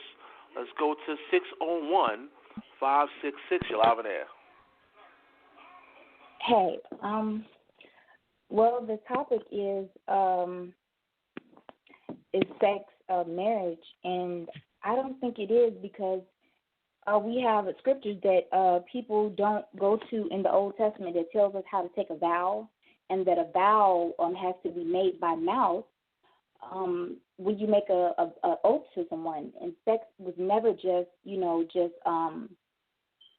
laying with someone, because in the scriptures, I don't know what scripture exactly it is, but it says that even if you lie with a woman, that you're still supposed to ask her father if you can, take her for a wife, and he still can refuse. So that means that sex is not marriage. And I think that, our brothers are using the scriptures unrighteously, and I think they hold the truth like the scriptures say, but not in righteousness, and it's kind of oppressing us as a body. And I think, that it's like the sister was saying, I don't think that they really respect us. I feel like because we're weaker, they pick on us. And I don't think just because we're the weaker vessel that we should be picked on.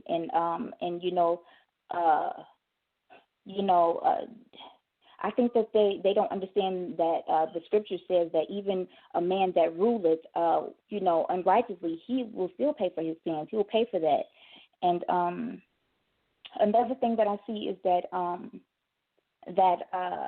the men, they have been pointing the finger at us for a long time and telling us that Eve was the one who, convinced them, and they have not been taking responsibility, just like Adam was from the beginning, pointing the finger at Eve. And I think that that's, something that they carried as a generational curse for the men. And I think, the Bible says that, he keeps talking about the fatherless. And help the fatherless, because it's a lot of us that don't have, fathers in the home, and they have ran out on us and have not taken responsibility for it. And, it's still going on in the Israelite community, because a lot of stuff is going on where they're, making babies and still not taking care of them, and, just like they were in the world.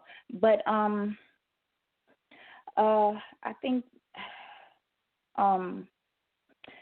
think that, another thing is the custom that of having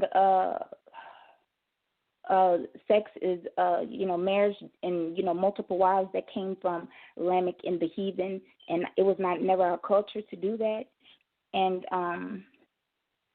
but anyway, if you look at the scriptures in the Old Testament about the vows, we made vows by mouth. Sex was never marriage. It was always you made a vow in your father's house. And you can look up these scriptures in the Old Testament. We always made a vow in our father's house, and a woman had to keep her vow, and that is what marriage is, that you do it in your father's house, just like the Old Testament says. But people just use the Old Testament for the few scriptures that says that Abraham, Isaac met Rebecca, and they just flew off and had sex, and that's just not how it happened. That's not marriage. And the Apocrypha in Tobit, it said that they made a marriage covenant as a covenant of instrument of covenant or something like that. But it's in Tobit, I believe, chapter 7. And we had to take vows in our father's house. So I think that they're really off in a lot of these doctrines, and it's causing people to err. And it's causing us to have a lot of division because they're exalting themselves over the Most High. And a lot of the women are learning the false doctrines from them because they're the ones that say we have to learn, listen to them. But the scripture says that we're only supposed to listen to our husbands, and the women are supposed to teach the women. But they're trying to teach us. All these men are teaching us just, everything that they, different people's understanding, and we are erring and listening to these men over the Most High, and that's how we're getting caught up. Some of the, people around Israel are doing some stuff.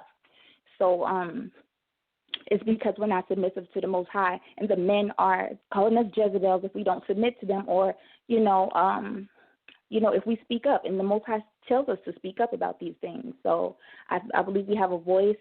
It's a lot of, bad interpretations going around and that, false doctrines. And I think Israel is proud, and they don't think it pertains to them, and it does. So I think the men need to be humble, and they need to, learn and be, retaught like the scriptures say. And I think that they don't need to be teaching other people's wives, because they just walk up to people and say, you're bald because you didn't listen to the Most High. That's another man's wife. And I don't think that they should be doing that. Like that happened on someone's status a few weeks ago. And, it's just all this stuff is coming out, because of the treachery of our men. And that's what the scripture says. It says that they would, deal treacherously with us. And I'm sorry, but I don't know if my time is up, but that's all I just want to touch on them topics because it's important. I think we need to talk about it. So I don't know, thank you for that. You can have it. Thank you so much for the caller for calling in. Definitely, she said she hit on a lot of points. I mean, that sounds like some more show episodes as it relates to what's going on, what's being perpetuated, some of our thoughts into why, and some of the things that we need to do in order to correct this. A lot of times we say, oh, only the Most High, but the reality is that we have a choice in the matter as to whether or not we're going to do, because it's already left on record, whether or not we're going to choose good or evil. Right or wrong, righteousness or wickedness. And basically it boils back down to the self and what's our objective. And I would have to say, yes, a lot of the men are, and oftentimes they don't want to hear it, but it's true, a lot of the men are perpetuating some of these doctrines, a lot of these doctrines. And the women, as she said, are being shamed into, they say Jezebel shamed into accepting them. Even though they're contrary to the scripture. So that's definitely a whole nother show, because that's some real stuff we got to touch on. So I want to thank the caller for tuning in. I'm going to go back to Brother Sal and see if we have any other callers on the air at this time. As Brother Sal said, we rounded down to the 10 o'clock hour, so you have to call in on the number. And I don't have it in front of me because it's a new number, so I'm quite sure Sal is going to run down that number for you right now. Brother Sal, you there? That's right. The number is 319-527-6239. Make sure you save it on your cell phone, lock it in, so you can call at any given time. We have about 1 minute and 32 seconds left before it's off the air, the show. But you can still listen to the show if you call in. Again, if you're listening on social media, you have 1 minute and a couple seconds left to call in before the show is up on the air, but you can still listen if you call in. Again, the number is 319-527-6239. If you happen to miss the calling in on time, though, check out the archives later on. Go to the iTunes podcast, subscribe, and go to YouTube, and also go to Blog Talk Radio. Let's see. We have more callers. We got more callers. Let's go to 718-637. You're live in air. Shalom, everyone. I just have a quick question. I'm trying to make it real fast. Let's say that a teenager who, nowadays where we live in, they are having sex at a very young age, 16, 17. She meets the older man, maybe 25, who's in law, takes her virginality, and then all of a sudden decide, well, she's, I guess, considered no longer fresh. He wants someone new. I know a person in that case, so I'm bringing it up. What's the, I don't even know what to say. How does that work? She's young. He's older. He fed her with, told her about the law, fed her with all these things, and now he pushes her aside. She's a young girl. That's my thing, my question. Okay, I think just for reiteration, we're gonna throw it at one of the panelists, either Mayana or we haven't heard from Awar in a minute. But can you run down that question again for us, please? What should she do as being a young girl who lost her virginality to an Israelite man, who's over, I think he's like 24, 25, and all of a sudden he decided he don't want to be with her anymore. He wants other, remarry, I guess, other women. Her being a young girl, how could she deal with that? Maybe I should let her call the line herself, but how would she deal with that? Because he brought her in-law. She comes from a broken home, so that's another story. Brought her in-law and then took her virginality and just left. So we're going to get that to Brother Award, and then we're going to hear what Sister Mayana has to say. Thank you for calling in. Brother Award, I hopefully you heard the scenario. Young girl, same thing we're talking about, real scenario, in-law. The person who brought her in took her virginity and now has discarded her. What are your thoughts? What would you say to that person? What would you say to their family? Your thoughts, Brother Award? Yeah, well, that like she needs to really, if she would come up, like meet with some brother. I know some brothers she can meet with and get that brother name because he can't get rid of her. He especially that he's a brother. He can't do nothing with it, and he knows that law. A lot of these dudes be whoremongering, and that's the problem. There's no police in Israel, and they're getting away with a lot of stuff, man. I wish, she can call up, or I know some brothers that if she bring it to us, we'll go search that dude out, man. You can't do that. So a lot of these brothers are taking advantage of these young sisters, man. But tell her, don't go and go with another man because that's going to fall on her. That's between her and the Most High now. Don't do that. Don't go to another man. See if she can work that thing out. And she need to get, she can come on or get to me and I'll get with some brothers. We're stuck to that dude wherever he is. Because that's how our brothers is getting away with this stuff because there's no police in Israel.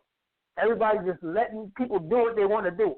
And I'm one of the cats, we don't play that crap. I come from the police sector in Israel, so if she want to call us up, let us know who it is, we're going to get away with that. I'll definitely give her the number. I'm going to text it to her now. Thank you very much. All right, thank you for that. That was Brother Award. Brother Award say they're going to roll on him. But I have to agree, the accountability level is not there. The judges are not there. There's no fear factor. I think Sister Mayana said it earlier. There's no reason to be afraid because there's no accountability. So, some people may think like, wow, what did he just say? But the reality is men have to check men. You know what I'm saying? And so definitely that was very interesting. Thank you for sharing that. Brother Award, Sister Mayana, your thoughts on that before we go back to the phone line?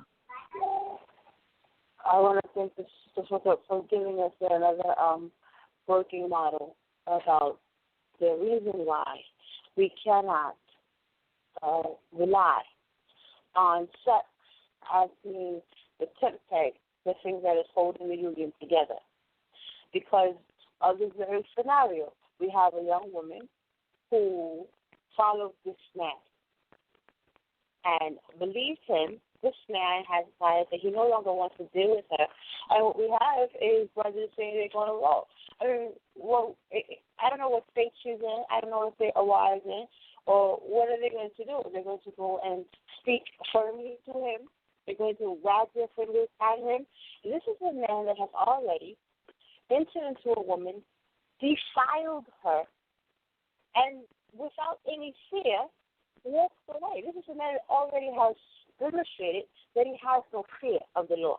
So you getting 12, 13, a gaggle, apostle of men to wag their finger at him, this is not a man that is going to be receptive of that because he already has demonstrated that he has no fear. This is why we spend so much time emphasizing that there are things that precede sex, because if all of those other steps had been in place, there would be no question about what is her redress. We have a working model in Torah. When there's a man who decided that he had decided he didn't want to deal with her anymore, so he's going to lay an accusation on her. This young woman had redress. She had the ability to go back to her parents because her parents had evidence of a union between them. When we look at the working models in Torah, we see that parents are involved, that the communities are involved. There's a celebration stuff, which means not only was the family there, but the community was invited to bear witness to this. So this person not only had to deal with her mother, her father, potentially her brothers, her siblings, but the whole neighborhood was going to catch him and say, dude, what are you doing? We all saw you with her. All of us are going to create this pressure environment where you don't feel comfortable abandoning this daughter of Zion. We are explicitly warned against making whores of the daughter of Zion. Now, the fact that you can make a whore out of the daughter of Zion lets you know that you can stick your rod in her and not make her a wife. You can make her a whore. Now, if it was the case that sex was by default magically marriage, there would be no question of making a whore of her. You would only be able to make a wife of her. But Torah is clearly showing you that it's very possible to make whores of the daughters of Israel. So there's always the question, well, if we didn't get married, we're happy. You were defiled. You were defiled. Dinah, when she and Shechem had their union, nobody said, Dinah got married. We're so excited our sister got married. Immediately, the response was, brothers were angry. Nobody was preparing for a party. Because sex without the other components, the safety components. We're not having these conversations to be party poopers. We're not trying to poop the party and tell you don't have sex. We're not trying to say that we're trying to put confines on intimacy. We're trying to say to you that intimacy, because it is so important, and because it is so sacred, and because it potentially creates these kinds of issues, that all of those other safeguards. The Torah provides. This is not Mayana. This is not Amuna. This is not the other corners that have called in it and tried to caution against emphasizing this physical thing. And that's why it's very interesting that when we are talking about a holy covenant, that what we're emphasizing is physical act. On all other fronts, we like to present ourselves as a spiritual people, as a dignified people, as a people of integrity, as a set-apart people. But then we talk about this topic, suddenly, the most carnal, base, fleshly acts are what creates this holy convocation. So, I guess I would like to be able to say, we have all these safeguards for the sister. Get the 18-year-old damsel. By all means, we have protection for her. Unfortunately, we don't, because none of the safeguards that were created by Torah to protect her were observed. Like the sister said, there were no people who reared her first. Women are being wifed into the culture. They are not going through the appropriate steps. They are not allowed the time and space to be daughters, to be sisters, to learn to be women, so that they can become wives. Instead, they are coming in on the fourth step. I'm going to wife you in. Like the other caller stated, because I am interested in you, because I am attracted to you, because I want to be with you on an intimate level, this is what I'm going to bring to you first. This woman never had a chance to be a daughter. 18 years old. Still very much in her daughter's age. She was at the age where she was supposed to learn things. We have to nurture our daughters. We have to teach them. Their first introduction to union should not be by a man. A man should not be the first one to introduce her to this life. Do you think the Sarah didn't know what was going on until she got with Abraham? None of our ancestresses were ignorant going into their marriage bed. They were great. They knew the law. They knew what was expected of them, like the elder said before. They knew what it took to maintain the household. When we hear Proverbs, we talk about a woman building her house. These are capable women. These are women who are already women of understanding. They are not being led about by the nose, by the masculine influence. In the beginning, the Most High, I made them both. Male and female made he them. They were both made. You are supposed to know. You are supposed to be prepared. You are supposed to add to him. You're not supposed to be this empty vessel waiting to be filled up by him. Scripture says that the female was created meet, meaning she was worthy, suitable, fit, and appropriate already. This 18-year-old woman, unfortunately, was not prepared. She was not given the opportunity to be right. She was defied. I would love to be able to say I have the prepackaged solution for this. And it would be great if you could just roll up on a guy who obviously already has no fear and suddenly, evoke this fear that he doesn't have, and he's going to go back to her and make merry with her. I don't have that usually packaged to sell to you. I don't know that that's going to happen. Ideally, it will happen. Ideally, he can have the conviction of spirit. But if you have to bully the man into it, then it already lets you know that the process is flawed. This is a flawed process. Even in Deuteronomy, you see where a man has skipped the process and now has to punitively be forced to be with her. And it's not what it's supposed to be. Our convocations are not punitive. So I think that's what I wanted to say. On the next go-around, there's something I wanted to address, but because that's the question on the table, I wanted to answer it in this way.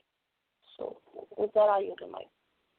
Thank you for that. Thank you for that. Thank you for the caller calling in with the question. Definitely. Real talk.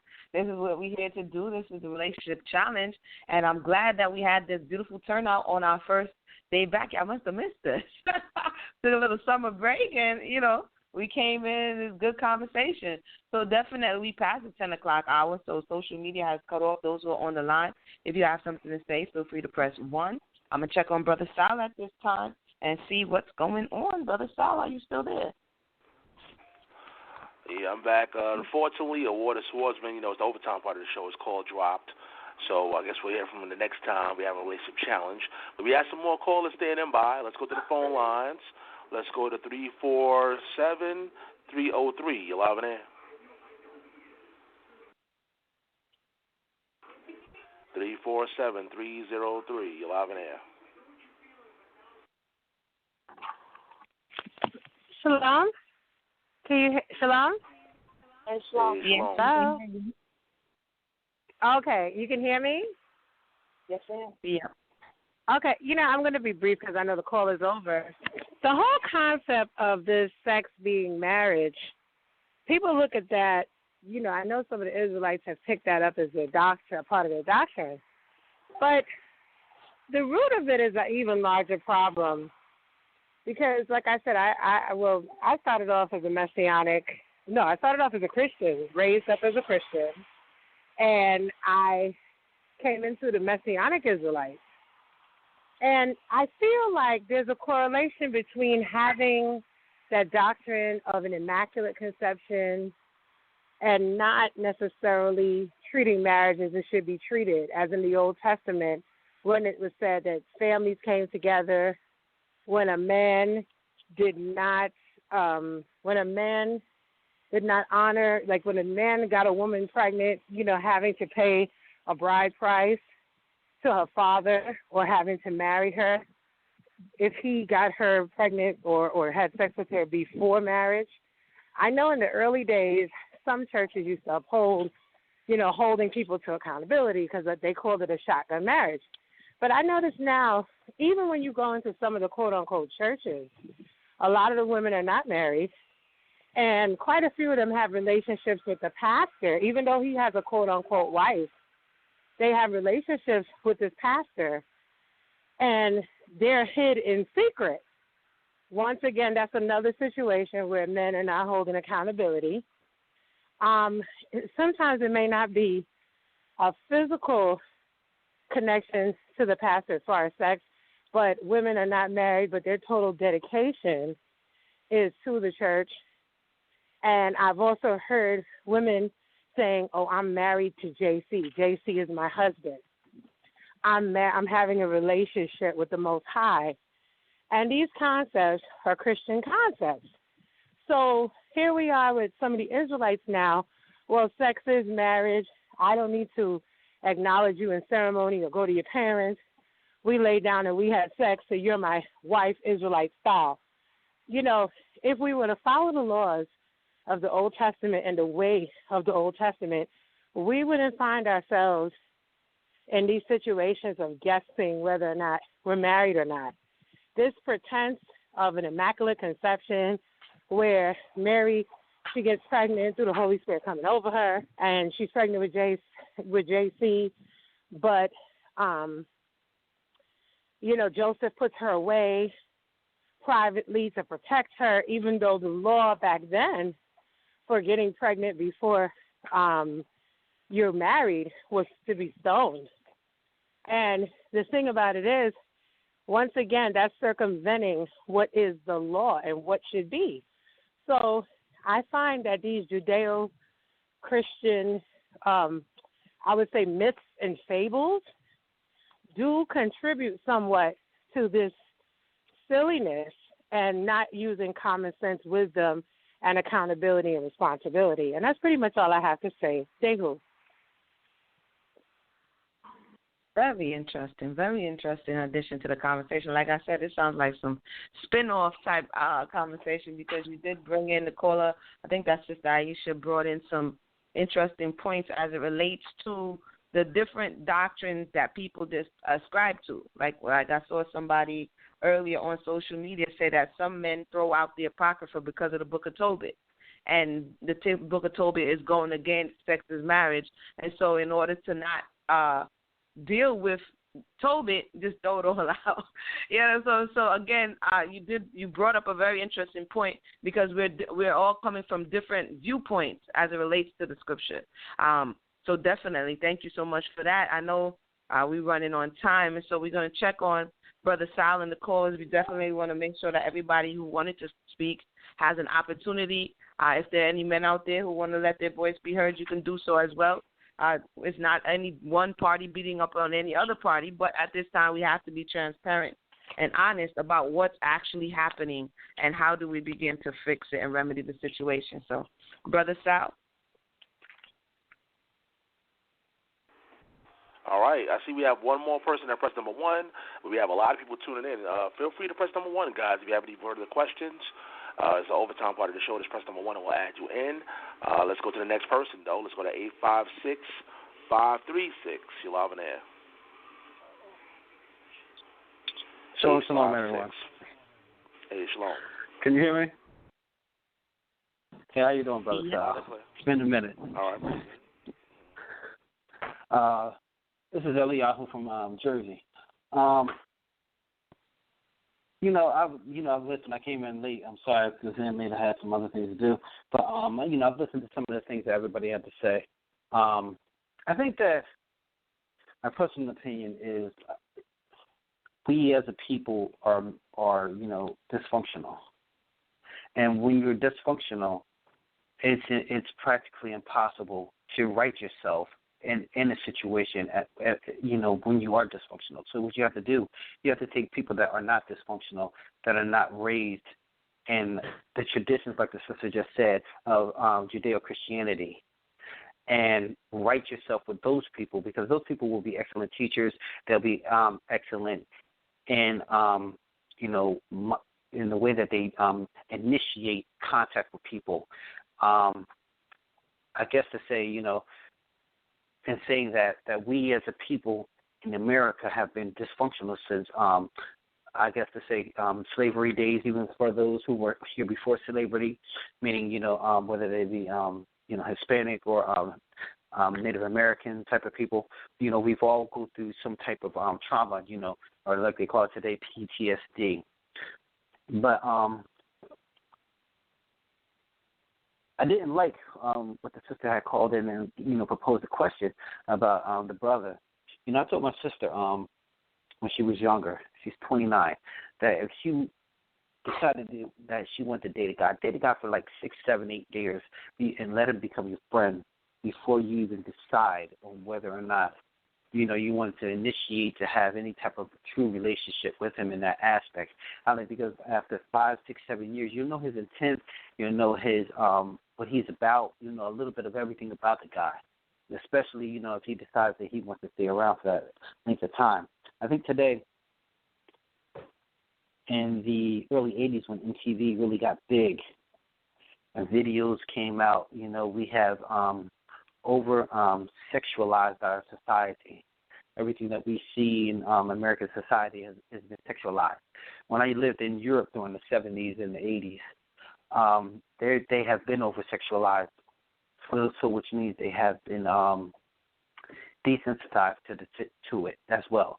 So they're not overindulgent into those type of things. Americans, however, we covered up until, like somebody said earlier, until the late 50s, 60s, until the pre-sex era and things of that nature. Our people particularly, we were never into those things. So we have taken on different customs. And I think it was like when y'all was saying, when we as a people have taken over Greco-Roman customs, really.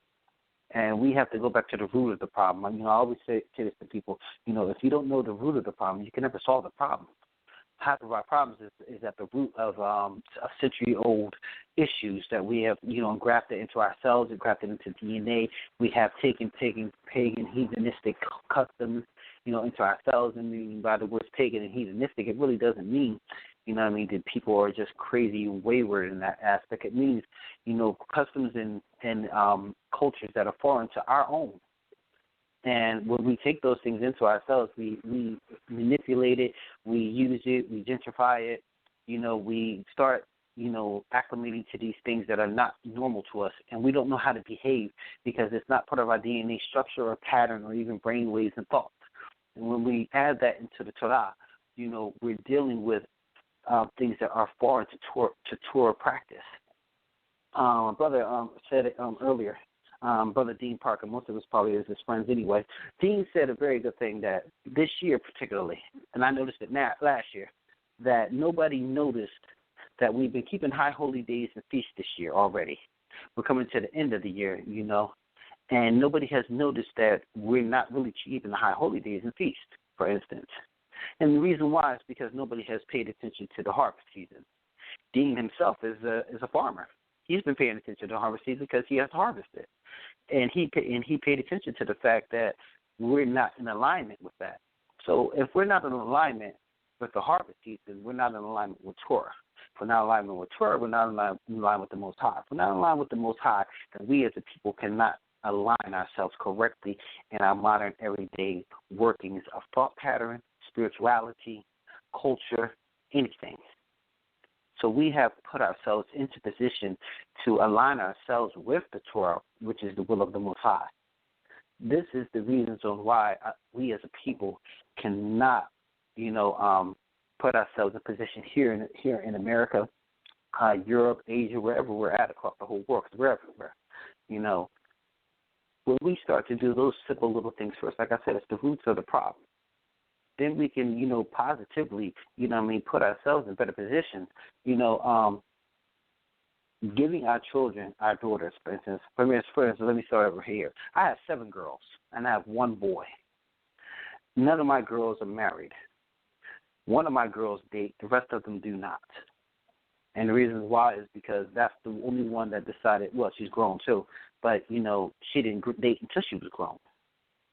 The rest of them are not, grown yet, and I will never let them date. I will never let them marry a man, number one, who does not keep Torah. We have to practice these things at the home first. Like we've all said here tonight. Practicing at home is the first lesson of anything. It's the first areas of education, of rearing a child, of discipline.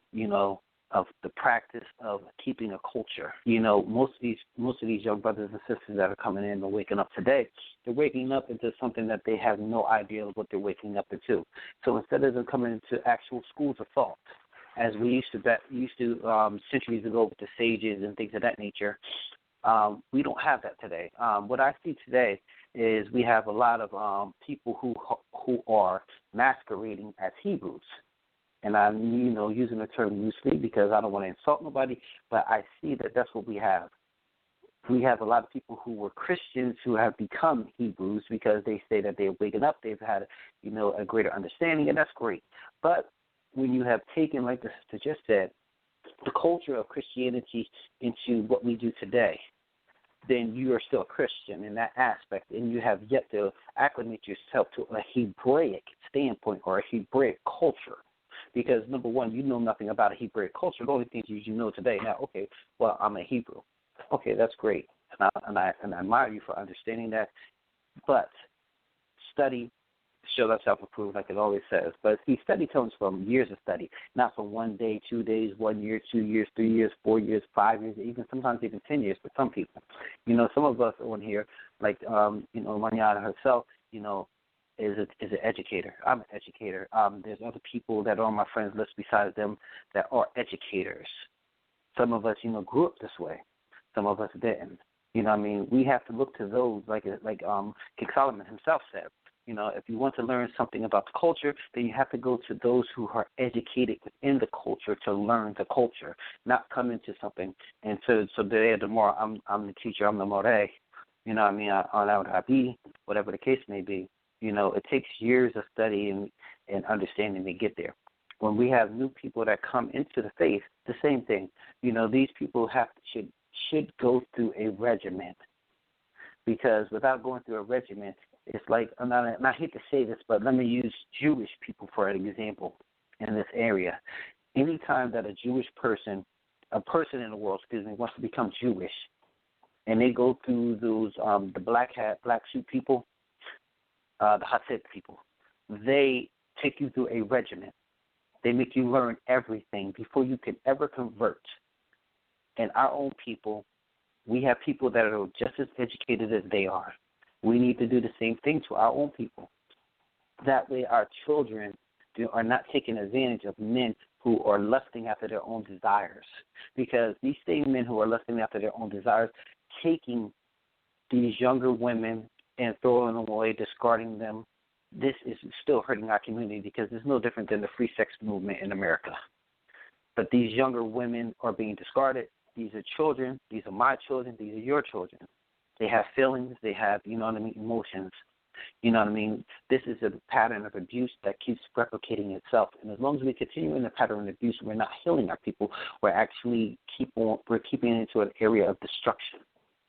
So in order to create something that's not going to, keep us in a pattern of destruction, you build a foundation that will, emulate a pattern of success. So we take from what we've already learned in, different educational systems. There's plenty of them. We could take psychology. We could take anthropology. You know what I mean. We can study from the old customs of our peoples in other countries as well, and even from our own country. We have some great examples of leaders from all over the world and we can emulate that into what we have with the Torah. And this is the part of, really truly learning the basics of Torah, even really learning the language over again, because a lot of us do not, and I repeat, really truly, do not really understand what the Torah says because we don't read the language. But these basic fundamentals will help us, to evolve into a better group of cultural Hebraic people. And this will help our children to marry better. We want to build a culture. We want to build a society. We want to build a lot of different things. If we was truly working in unity, we'd be able to come together, buy 1,000 acres. There's plenty of acreage all over this country, and build a whole town, city, and whatever, and unify ourselves and build everything that we would need from the ground up. I was watching something on Facebook the other day. A brother said something very, very monumental, which is, if we are not raising our own crops, building our own towns, founding our own businesses, and trading within ourselves, then we're doing absolutely nothing. So the more we talk, the less we're doing. We have to take these talks that we come into great discussions like this, and we learn from one another, and we learn and we go out and we build relationships with each other within these communities wherever we're at in the country. And we take these smaller communities and we make larger communities, and so on and so on. This is building the foundation and a great structure. We have plenty of educators. We have plenty of teachers, engineers, doctors, and everything that we can do everything that we're talking about. But we have to take an initiative other than us talking. There's plenty of ways that we can build. I mean, We all have the education. We need to do it. And back to the the subject matter with the marriage thing. The marriage is just really simple. We have to make contracts, which is what the ketubah is. The ketubah within our own language means a contract. When we make a ketubah, the ketubah will prevent brothers from leaving our children because they have signed a contract. And any contract you are held accountable to what is in the contract. When we have people just, blatantly getting together without a contract of marriage, they're stating that I disregard the law of Torah.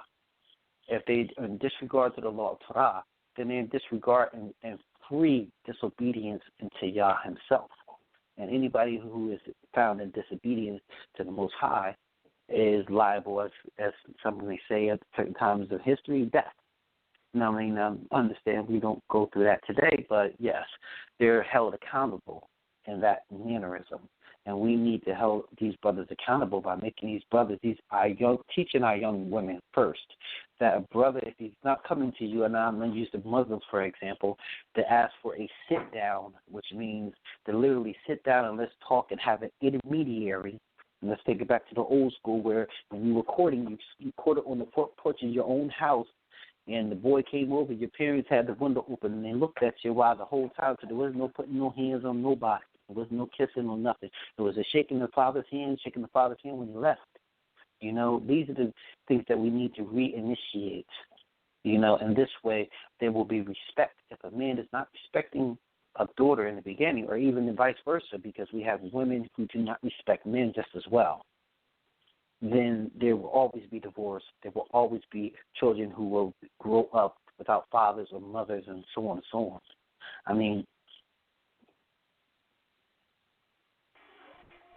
Yeah, I apologize. You got a lot to say, man. Putting that knowledge out there. But we got some other callers standing by. Muna, anything you want to say, guys? I'm here. I'm listening. I know we're getting down to the hour. I want to thank the caller for calling in. He dropped some real good information. One of the things many things stuck out to me, but quickly I wanted to touch on that. Maybe we could talk about it at another time. That the thought that sex is marriage didn't just spring up out of anywhere.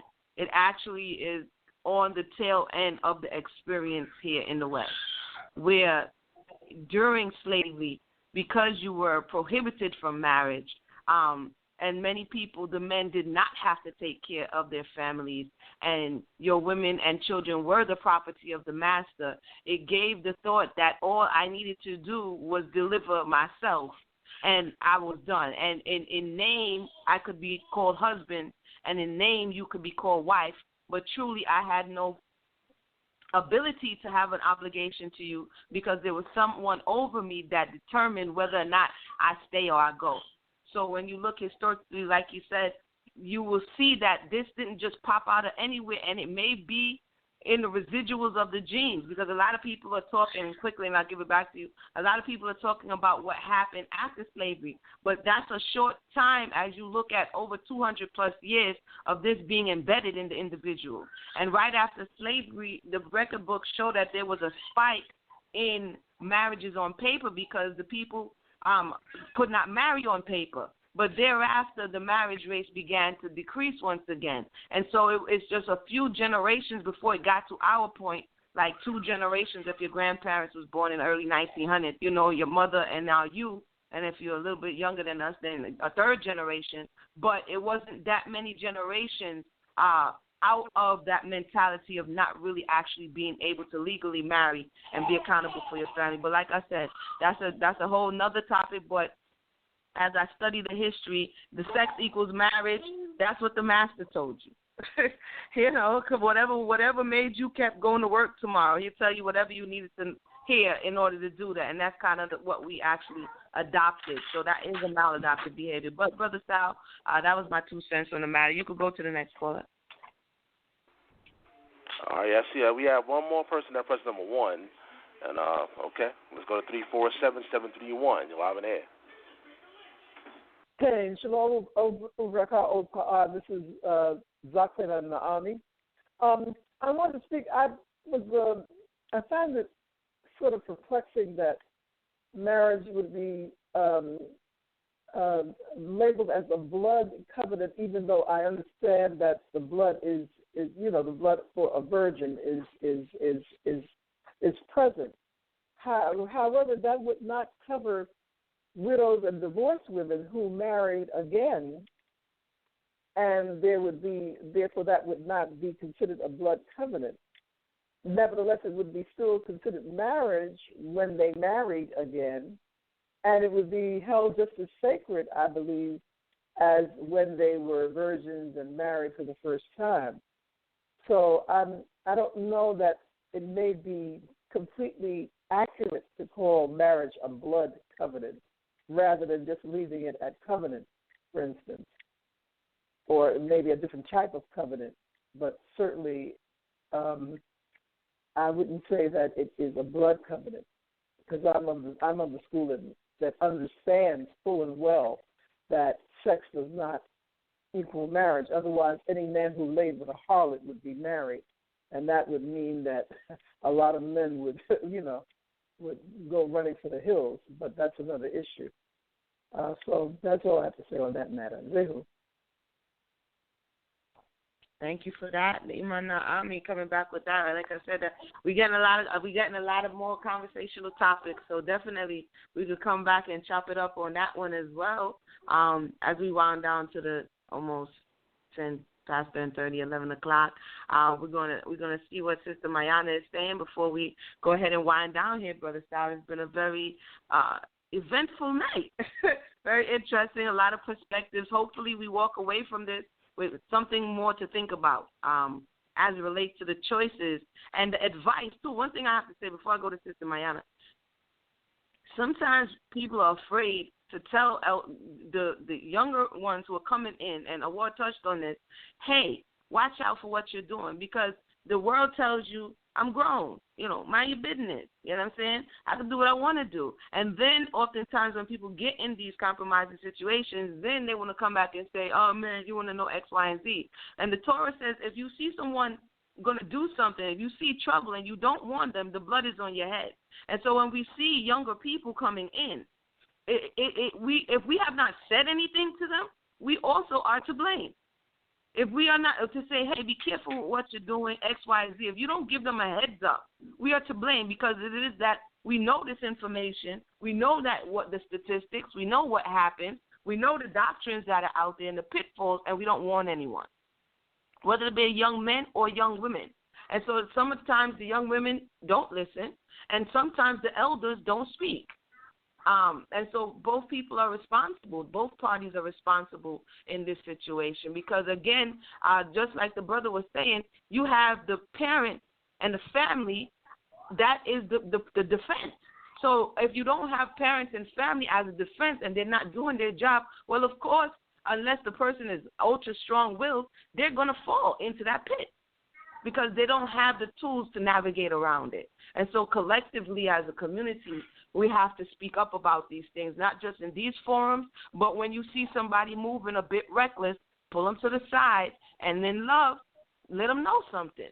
Like, I'm notorious for that. I'm like, you probably not going to like what I got to say, but at least I say it, and then it's not on me. Whatever you do after that, it's on you. And some people have come back and said thank you, and some people didn't listen and was upset. But nonetheless, you have to sound the alarm when you see, especially in this area, things are going awry. So with that, we're going to check on Sister Mayana, and we're going to wind it down, and then we're going to give it back to Brother Sal, and we're going to close out. So, Sister Mayana, the mic is yours.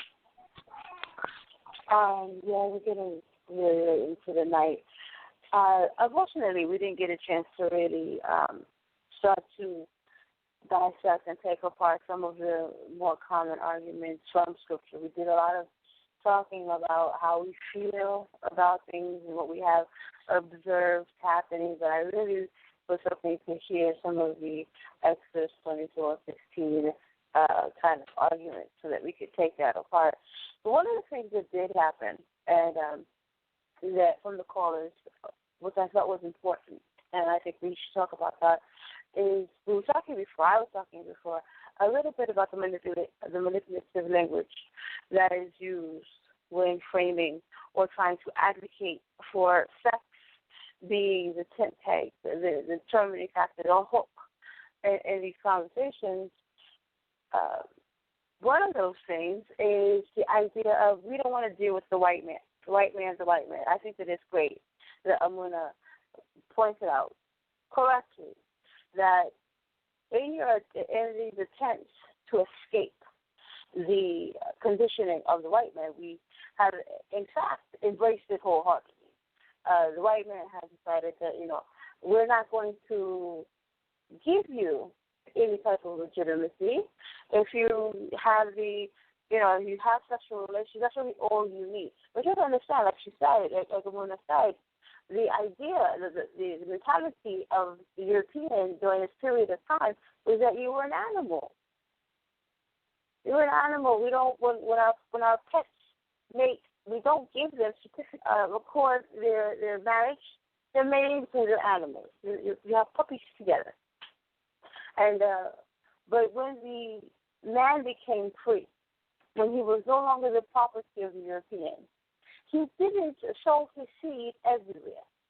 Marriages were, instead of having Betsy on John's plantation, on Master John's plantation, and Mary over on Master Mark's plantation, he had the one wife in his house.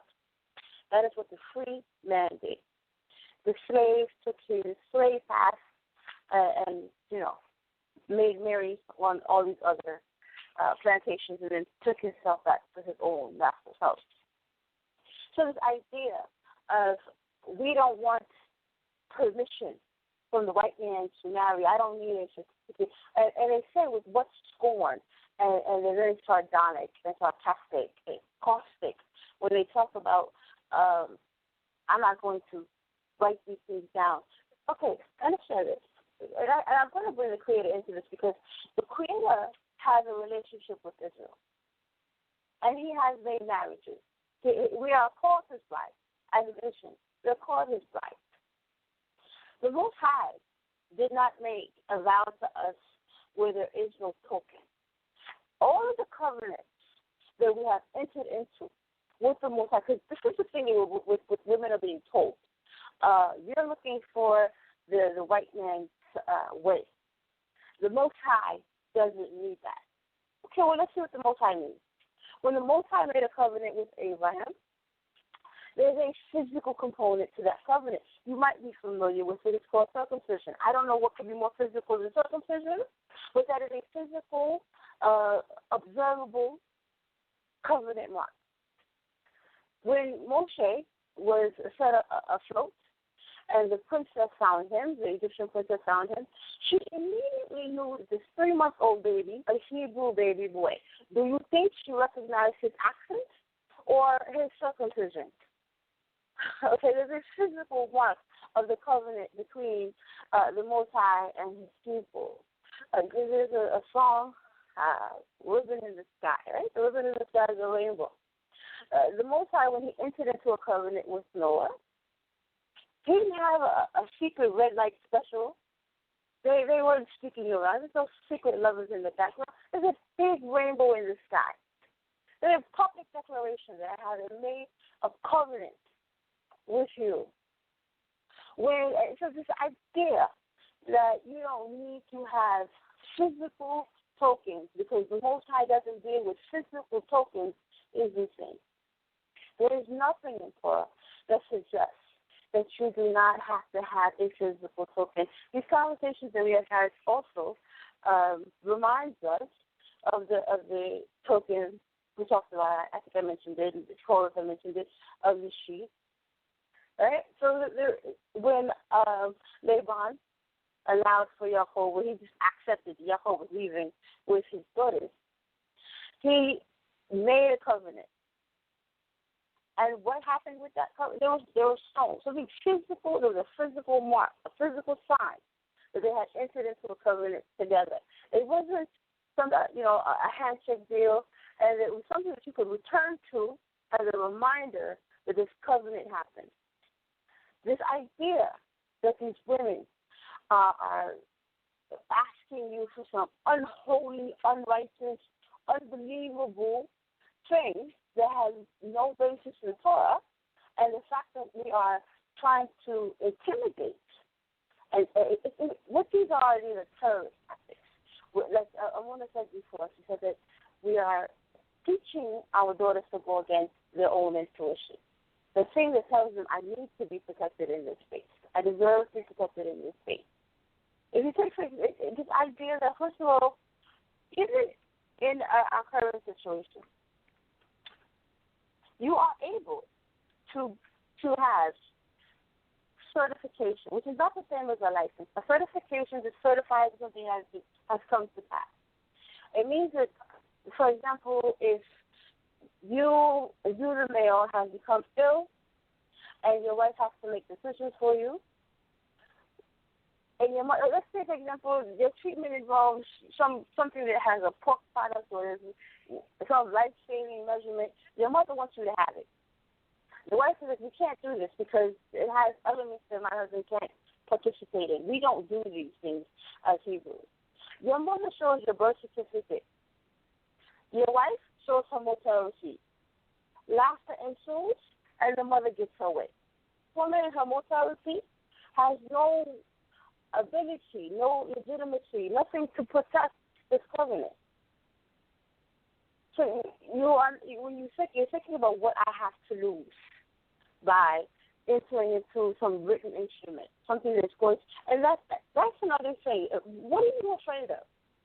If there's a document that says that is your wife, and she has legitimacy to someone outside of you and your imagination, people on the outside can also observe this thing. What do you have to lose? Why exactly are you pushing against that type of legitimacy? In the state of Pennsylvania, it's called a Quaker marriage. In the state of Pennsylvania, if you get a written instrument and there's two witnesses, which is, sounds like Tory to me, two witnesses, that's it. You're married. It's considered marriage. Marriage is called self-united marriage, to that effect. But in Pennsylvania, that can happen. In Colorado, that can happen. In D.C., that can happen. In Maine, in California. These things can happen. This is not the same as the common law marriage, which is just if you cohabitate long enough, then we'll acknowledge you. And there's very few states still do. I think maybe the same amount of states, maybe 5 or 6, still allow for common law marriage. But even in that, you have to have some other type of record. You can't just have them live together. You have to have records. You have to have bank statements. You have to have things in each other's names, things that written instruments that tie you together. And what they will do is they will record your union, and you will receive a certificate, which is a common law certificate instead of a marriage certificate. But it's a certificate. They certify things. Earlier in the conversation, there was a concession that when it comes to any other kind of deal, going back to the idea of sealing the deal, when it comes to any other kind of deal, we understand that we have instruments for that. We have our deeds. When we go to a department store, you have gathered your articles, you get to the door, the little alarms go off, security wants to check, are those items yours? You present the document that says you purchased it. You don't say, take my word for it. You don't pinky swear that you are the legal participant. You have legal rights to this thing. So I say all of this to impress upon you that the argument that we don't have a Torah precedent for physical articles, physical tokens of marriage, physical tokens that a covenant has been established, that is 100% not the case. Even when the Most High talks about describes his marriage to Israel, I believe it's in Ezekiel, he talks about how he has given her gifts. I didn't talk about how Rebecca received gifts. Israel. It says to have received tokens, like bracelets and all kinds of glittery trinkets. The Most High did that. But you don't want to give that to this woman. You don't want to give her the deed. And then you want to tell her to be quiet and take it. And these women, because we didn't allow them to be daughters, and we didn't allow them the time to be sisters, and we didn't allow them the time to be women, and wife them into the situation, there's certain confusion as to why these women aren't prepared, why they don't know what to do next. There's one of the callers called in and asked us to give consideration to the fact that there's an absence of respect. If you have a body of people, we have whole congregations that make a video vision of calling black women or women of color or the women who are Israel out of their names. They are dripping with hatred, dripping with criticism, dripping with animosity towards the daughters of Israel, but then want to engage in, a Hebrew version of Pokemon Go and collecting them all. And that is why we have so much dysfunction. One of the callers says, we're coming from these broken places, which is true. They're coming out of the Muslim Malaya as a Muna would say. But we have a guideline. I mean, this requires literacy and diligence. This does not require a whole, type of reprogramming. You just have to read the book and decide that I'm going to follow Torah because it's right there. It's something we know what to do because it's written down for us. Which brings me back to this idea of the ketubah, which just means written instrument. Doesn't mean necessarily a marriage certificate. Ketubah just means a written thing. When the Most High, and I want to say it's Exodus, what was it, Exodus 19 maybe? I don't know. I think it's Exodus 19. When Moses is asked what's to gather the people at the foot of Mount Sinai, there's a process. The men have to abstain from sex. They wash their garments. They dress in white. And what is the Most High doing? This is when the Most High is going to enter into a covenant with us. What does the Most High do? What do we know about the Ten Commandments? According to Torah, it says that he wrote it with his own finger. It wasn't a really pinky swear into a covenant. It was that the Most High wrote something down for us. And when that declaration was made, the people answered. When the Most High said, "This is what I'm going to do," what do you say? The people said, "I do. We will." So, I think that we are confusing in our zeal. We are confusing what is important. Oh, we don't want to be like the white man. Okay, well, you're not being like the white man. You're being like Torah. When you commit, when you write things down, when you put sex last, because the carnal is the last thing, the spiritual is the first thing, because we are a people of integrity and a people of fear. So, with that, I appreciate your time, and I give the floor. Thank you so much for that, Sister Mayana. I want to thank everybody for joining us tonight. Hopefully the conversation was edifying. Sister Mayana done closed it off for us, so I'm not even going to go any further. I'm just going to check on Brother Sal, see if he has any last words, any upcoming episodes. We're doing it every other week this time around, so we won't be on next Monday, but we'll be on the following Monday. So definitely tune in for that. Brother Sal, would you like to take us out? Oh, yeah, most definitely another classic relationship challenge. I appreciate the home panel, of course, and, of course, my co-host, Amuna Israel, for presenting another classic show for you guys. Check out in the archives later on. And, again, like we said, it's going to be every other Mondays. So go check out the relationship challenge. We're going to come back on the air 2 weeks from now. All right, so I guess I'll see you guys tomorrow. Take care. Have a good one.